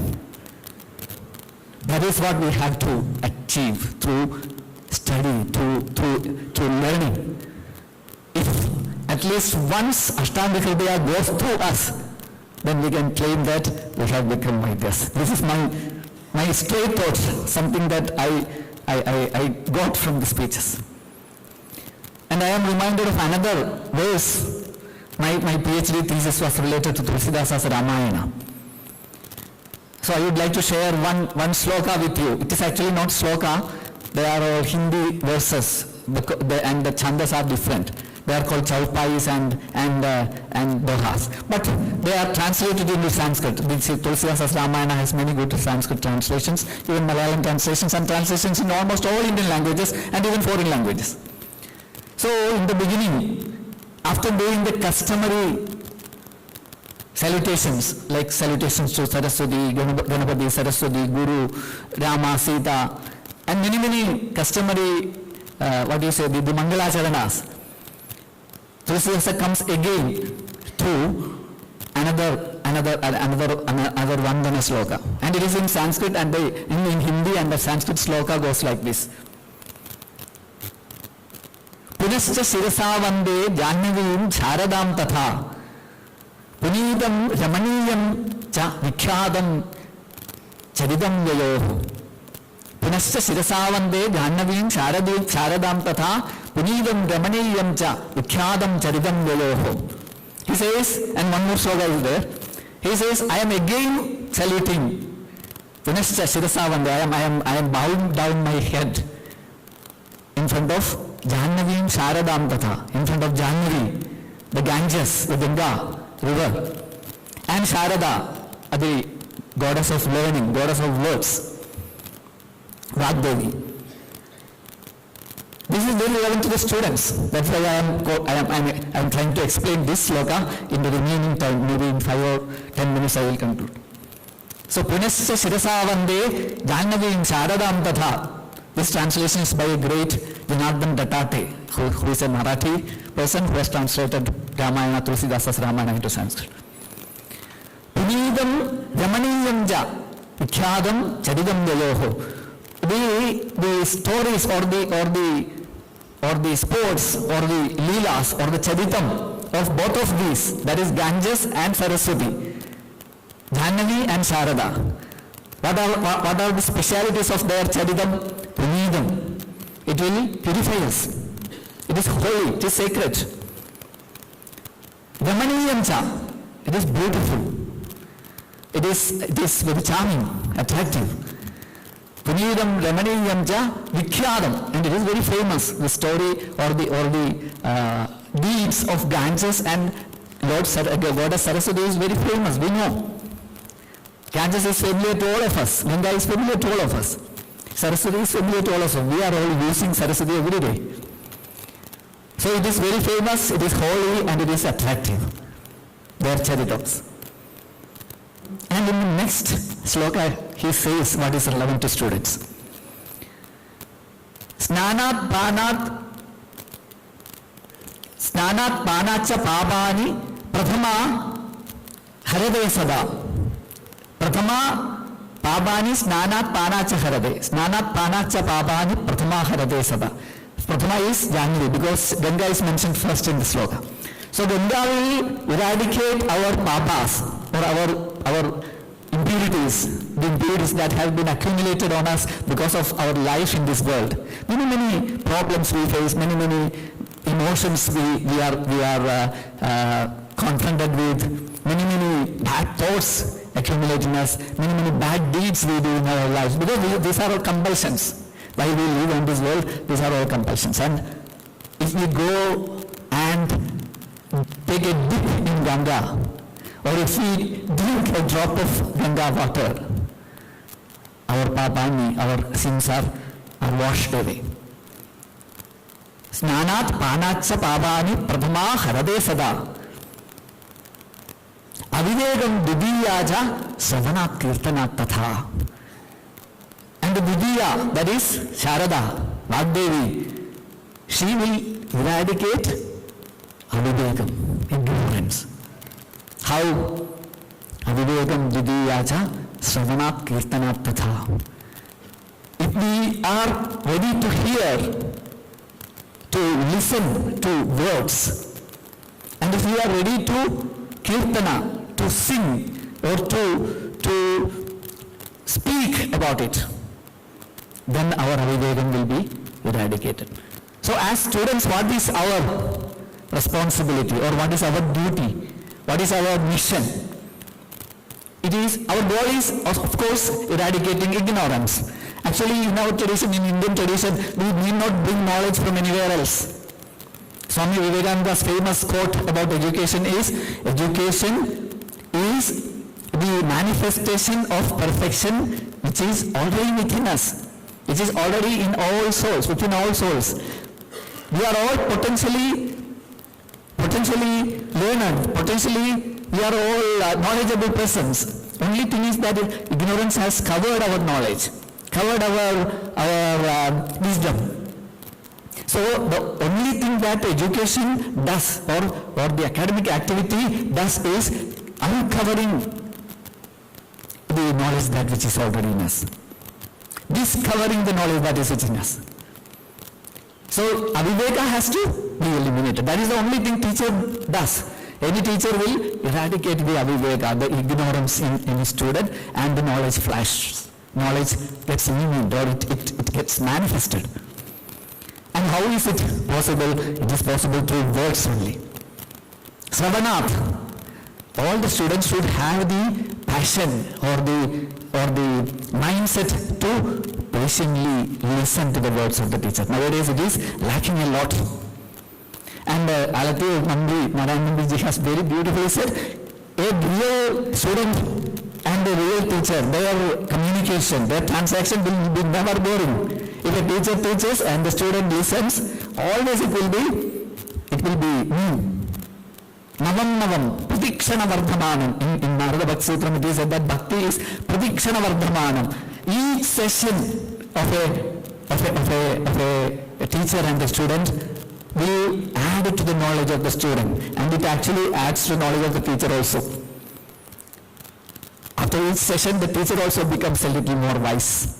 He or she also will become wiser, because he or she has to prepare, he or she has to confront the students, they will have to face many challenges from the students in the form of doubts, many things. So teacher also becomes wiser. Student of course becomes wiser. So Sravana, listening to the teacher, is the most important. Nowadays it is lacking because of, as Vaidya Prasad ji has mentioned, these phones, these gadgets has snatched away from us our capacity to listen. Think, we are all now frustrated. We cannot focus on anything for more than maybe 35 minutes. Our Amma has said that our talk should never exceed the limit of 35 minutes. Now I think Amma may have to again edit and tell that it should be even less. More than 35 minutes, nobody is able to focus. This Amma told maybe some 10 or 15 years back. But we should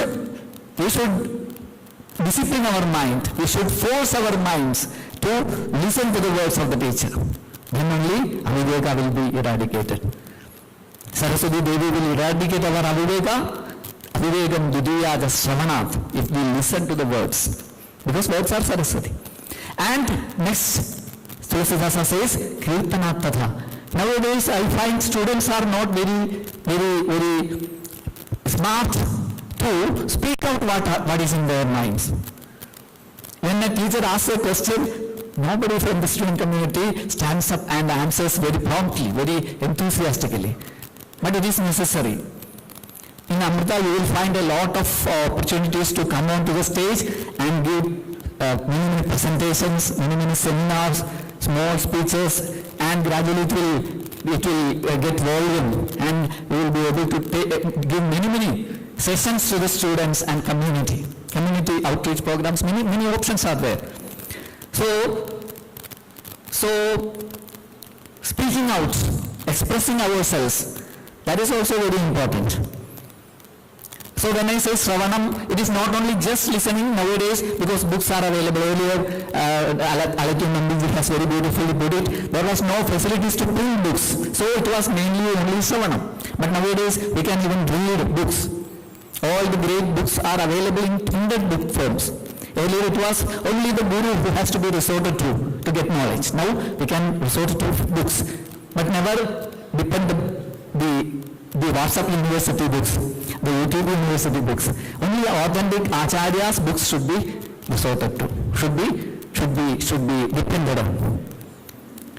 Then Kirtana, whenever we get chances, we speak out what we have. The ideas should be shared with others, and you might have heard the famous sloka on how learning is accomplished. Padam Ajaryat Padamadatte, Padam Shishya Somedhaya, Padam Sab Brahmacharibhya, Padam Kalakramenacha. We may get only 1/4 of the knowledge from the teacher because of our lack of attention, our capacity limitations. We may get only 1/4 that the teacher delivers. Then the other 1/4 is received by discussions with our colleagues, our satyatyas, our classmates. Padam Brahmacharibhya. Brahmachari means student. So our classmates, when we discuss with them, we will get the answer 1/4. Padam Shishya Swamedhaya, and the 1/4 should be from our own intellect. We should think about the pros and cons. We must think for and against the ideas that are put into our brain by the teacher or the text. Then by reflecting on them, we will get another 1/4. And the last 1/4 is received only Kalakramena. When through our experiences, life experiences, only we will get the last 1/4. So what I was telling was sharing, expressing our knowledge. Kirtana is very important. So Saraswati Devi will bless us if we are ready to listen and we are ready to express. This is the way to get knowledge, to eradicate our ignorance. So you are all in the right place. I take this opportunity once again to congratulate all the students as well as the parents for sending their wards to Amma's institution, where Amma's shade is there to protect all of us. Her compassionate and affectionate protection is assured, and all the facilities in this institution will be for you to advance in the path of your knowledge seeking. So I take this opportunity to wish all you the very best, and I pray for Amma's grace to be showered on all of you so that you will attain to the highest in your lives. Thank you for listening. I offer my words at Amma's lotus feet. Om Amriteshwari.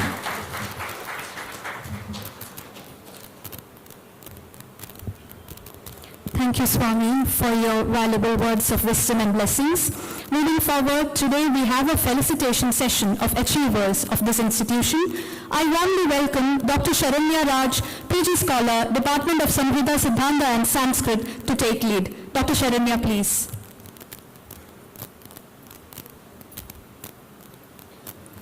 Om Amriteshwari Namaha. Thank you, Dr. Jyotsna. Since the time of inception, Amrita School of Ayurveda has stood as a beacon of excellence in the field of Ayurveda. Our dedicated faculty and students have continually strived to uphold its legacy, bringing glory and distinction to the institution. Now, it is time to honor their invaluable contribution and celebrate their outstanding achievements. We begin by recognizing the exceptional academic accomplishments of our esteemed faculty members who have made a significant mark in the field of research. commence with, we are glad to announce the names of those who have published in QN journals, which is a globally renowned publications that rank in the top 25% of respective field for academic excellence. Publishing in QN journal is indeed a remarkable milestone reflecting competence, innovation and rigorous research quality. We are extremely delighted to share that our respected Dean, Swami Shankaramritanandapuri, has achieved this distinction with true research publication in the renowned journal Frontiers of Medicine. The first paper, titled Integration of Ayurveda Implements in Managing Chemotherapy-Induced Hand-Foot Skin Reaction and Exploratory Quasi-Experimental Study. The second paper is Learning Technology for Ayurveda with Pedagogically Designed Virtual Patient Case Simulations. We are elated to announce that many of our respected teaching faculty members have achieved QN publication in the prestigious journal Frontiers of Medicine during the academic year 2025. This is indeed a moment of privilege and joy for our institution, as such publication reflect the spirit of excellence, dedication and scholarly commitment that define our academic community. Now, it's time to appreciate and honor their commendable achievements. I humbly request Vaidya M. Prasad sir to kindly felicitate our respected faculty members as a gesture of appreciation. I now take the great pleasure in inviting our achievers to the stage to receive the certificate of appreciation.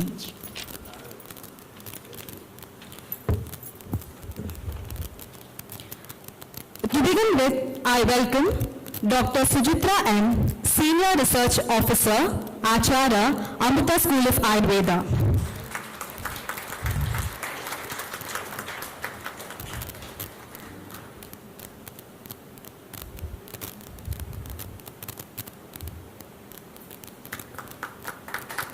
Dr. Srijit K., Professor, Department of Kaya Chikitsa.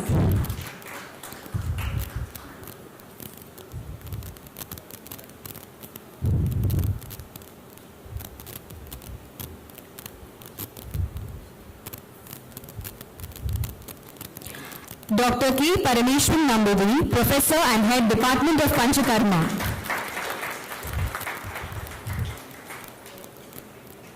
Dr. Devipriya Soman, Associate Professor, Department of Kaya Chikitsa. Dr. Vishnu U, Associate Professor, Department of Panchakarma. Dr. Anjali M.V., Associate Professor, Department of Prasuti Tantra and Sri Yoga. Dr. Parvati Unnikrishnan, Associate Professor, Department of Prasuti Tantra and Sri Yoga. Madam has 2 publications in the last academic year. Dr. Aishwarya Ivy, former Assistant Professor, Department of Panchakarma, who is currently serving as a Medical Officer in the ISM Department. Dr. Seenu Mitra Ennis, Assistant Professor, Department of Prasuti Tantra and Sri Yoga.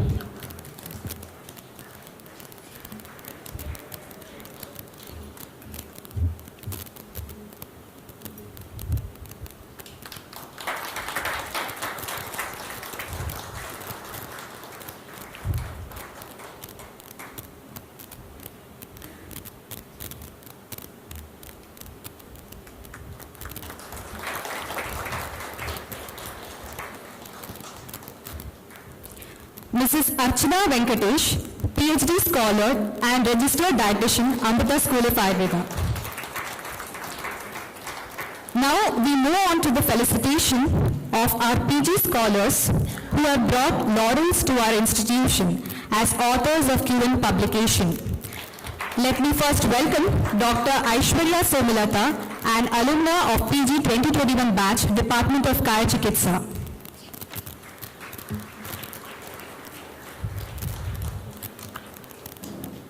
Dr. Saurabh Sharma, PG Scholar, Department of Kaya Chikitsa.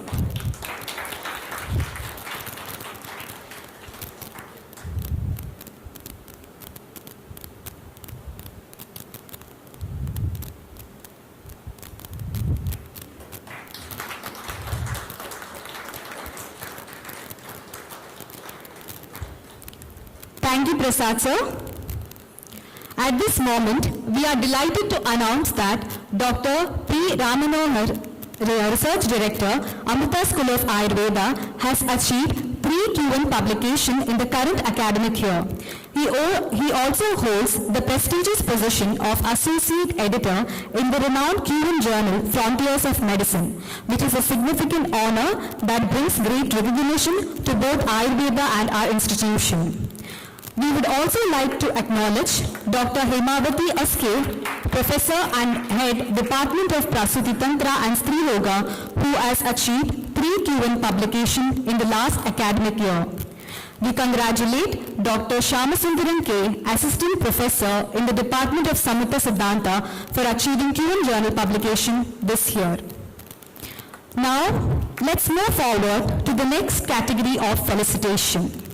In the last academic year, Amrita School of Ayurveda successfully secured 4 major research projects under the able guidance of Dr. P. Ramanohar, Research Director, who serves as the Principal Investigator for all these admirable initiatives. Dr. Ramanohar sir is not present in today's function as he has been honored with a direct invitation from the Ministry of Science and Technology to serve as a distinguished panelist in the session on Health and Medical Technologies at Emerging Science, Technology and Innovation Conclave 2025. He is the sole representative from Amrita to be invited to this flagship event and one among 4 distinguished Ayush representatives. We are extremely grateful and privileged of this milestone, which reflects the growing research strength and excellence of our institution. I now request Ashtavaidyan Professor Alathir Narayan Nambi sir to kindly give away this certificate to our respected faculty members who are part of these renowned projects. To begin with, I extend a warm welcome to Dr. Sujitra N., Senior Research Officer, Acharya, Amrita School of Ayurveda.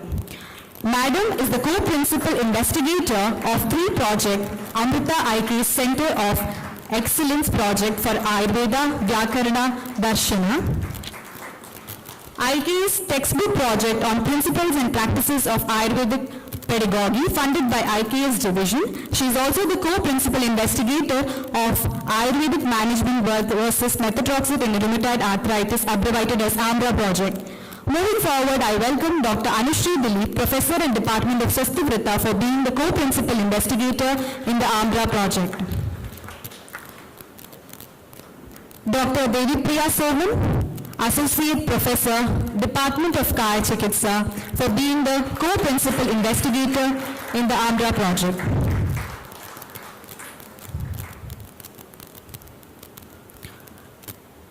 Dr. Harita Chandran, Associate Professor, Department of Samhita and Siddhanta, for being the co-principal investigator in the IKS textbook project on principles and practices of Ayurvedic pedagogy. Dr. Devi M., Assistant Professor, Department of Samhita Siddhanta, for being the co-principal investigator in the Amrita IKS Center of Excellence project.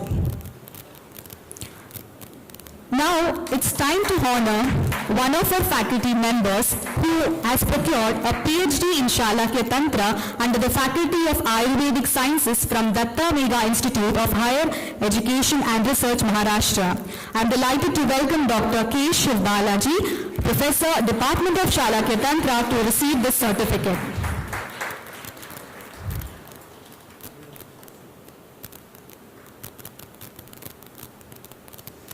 Thank you, Nambi sir. Now, moving on to the next category of recognition. The studentship program for Ayurveda research can abbreviated as SPARK Scholarship under CCRS 2425. The SPARK Scholarship provides BAMS undergraduate students with an invaluable opportunity to gain hands-on research experience through short-term faculty-guided projects. The program is designed to nurture research aptitude among budding Ayurvedic scholars, offering a stipend of around 25,000 per month for 2 months along with the certificate upon successful completion. We are pleased to announce that 4 of our students were selected for the prestigious Spark Scholarship in the last academic year. Now, I humbly request Brahmachari Achyutamrita Chaitanya Swami to kindly felicitate the guides and the students. Let's begin by inviting our respected guides and their accomplished scholars. To commence, I cordially welcome Dr. Ashwini B.N., Professor and Head, Department of Shalakya Tantra, who guided Agalya K. UG 22 batch.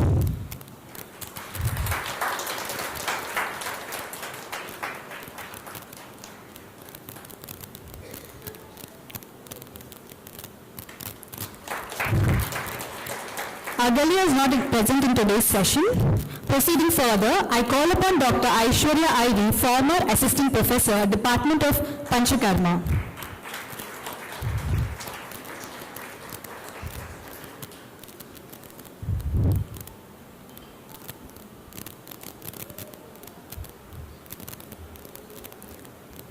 A.S. Bhavana, UG 2020 batch, who carried out her research under the guidance of Dr. Aishwarya I.V.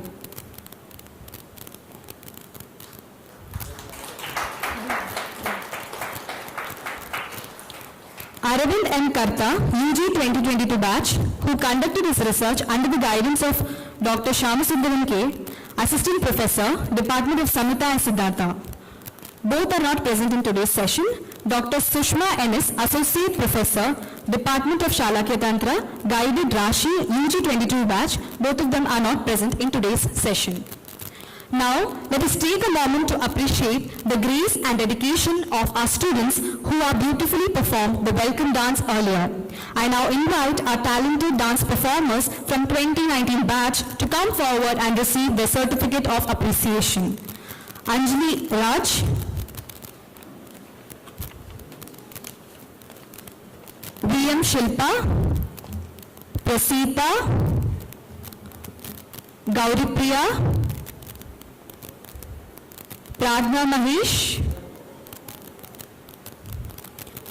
Nandita Jayakrishnan, Reshma V, Arya N.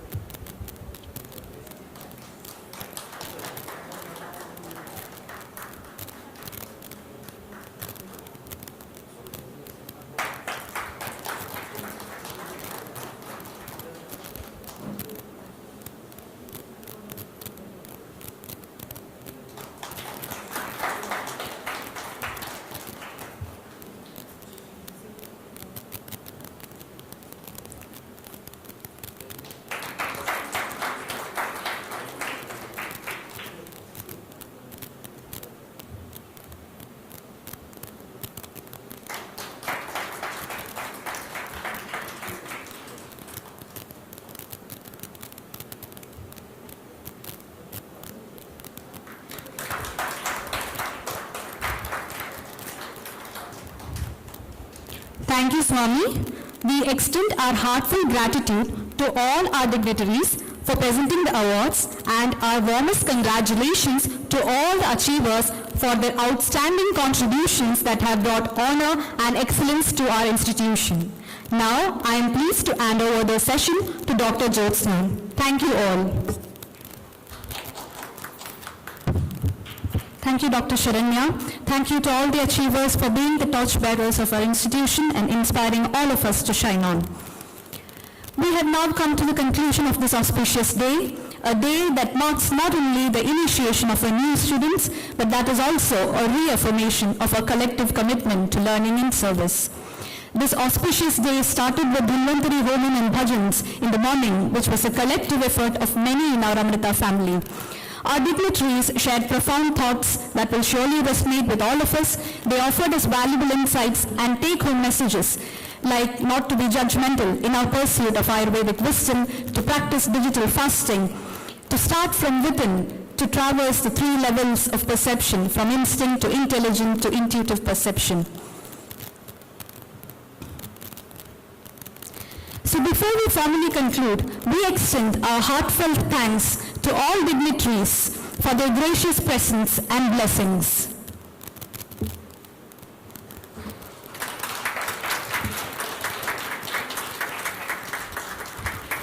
We sincerely thank all the newcomers and their respected families, all our respected faculty members, non-teaching staff and beloved students. A special word of appreciation to the AOC, ICTS and facility teams for their seamless technical and ground support.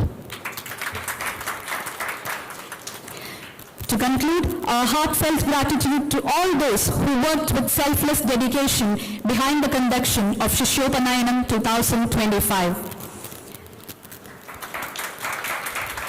May the spirit of Sishyopanayanam continue to inspire us all to pursue knowledge with humility, compassion and excellence. We shall now conclude the ceremony with the national anthem. I request everyone to please rise up.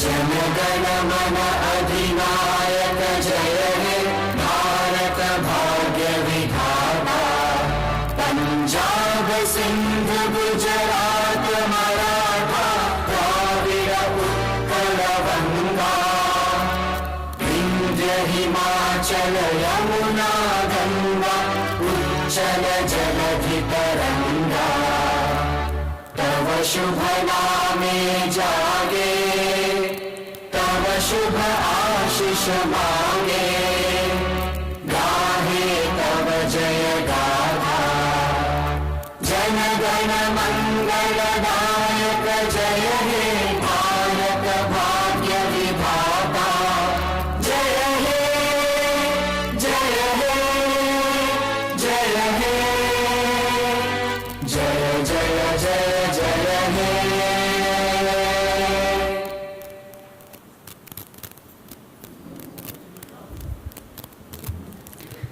There is an announcement.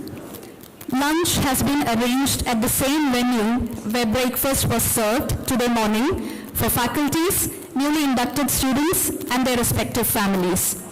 Also, students please note, all the newly inducted students are requested to kindly assemble tomorrow morning at 8:40 a.m. sharp at Vadpada Hall near library on the second floor after breakfast for the transitional curriculum sessions. All newcomers can now go back to the hostel after lunch. Thank you.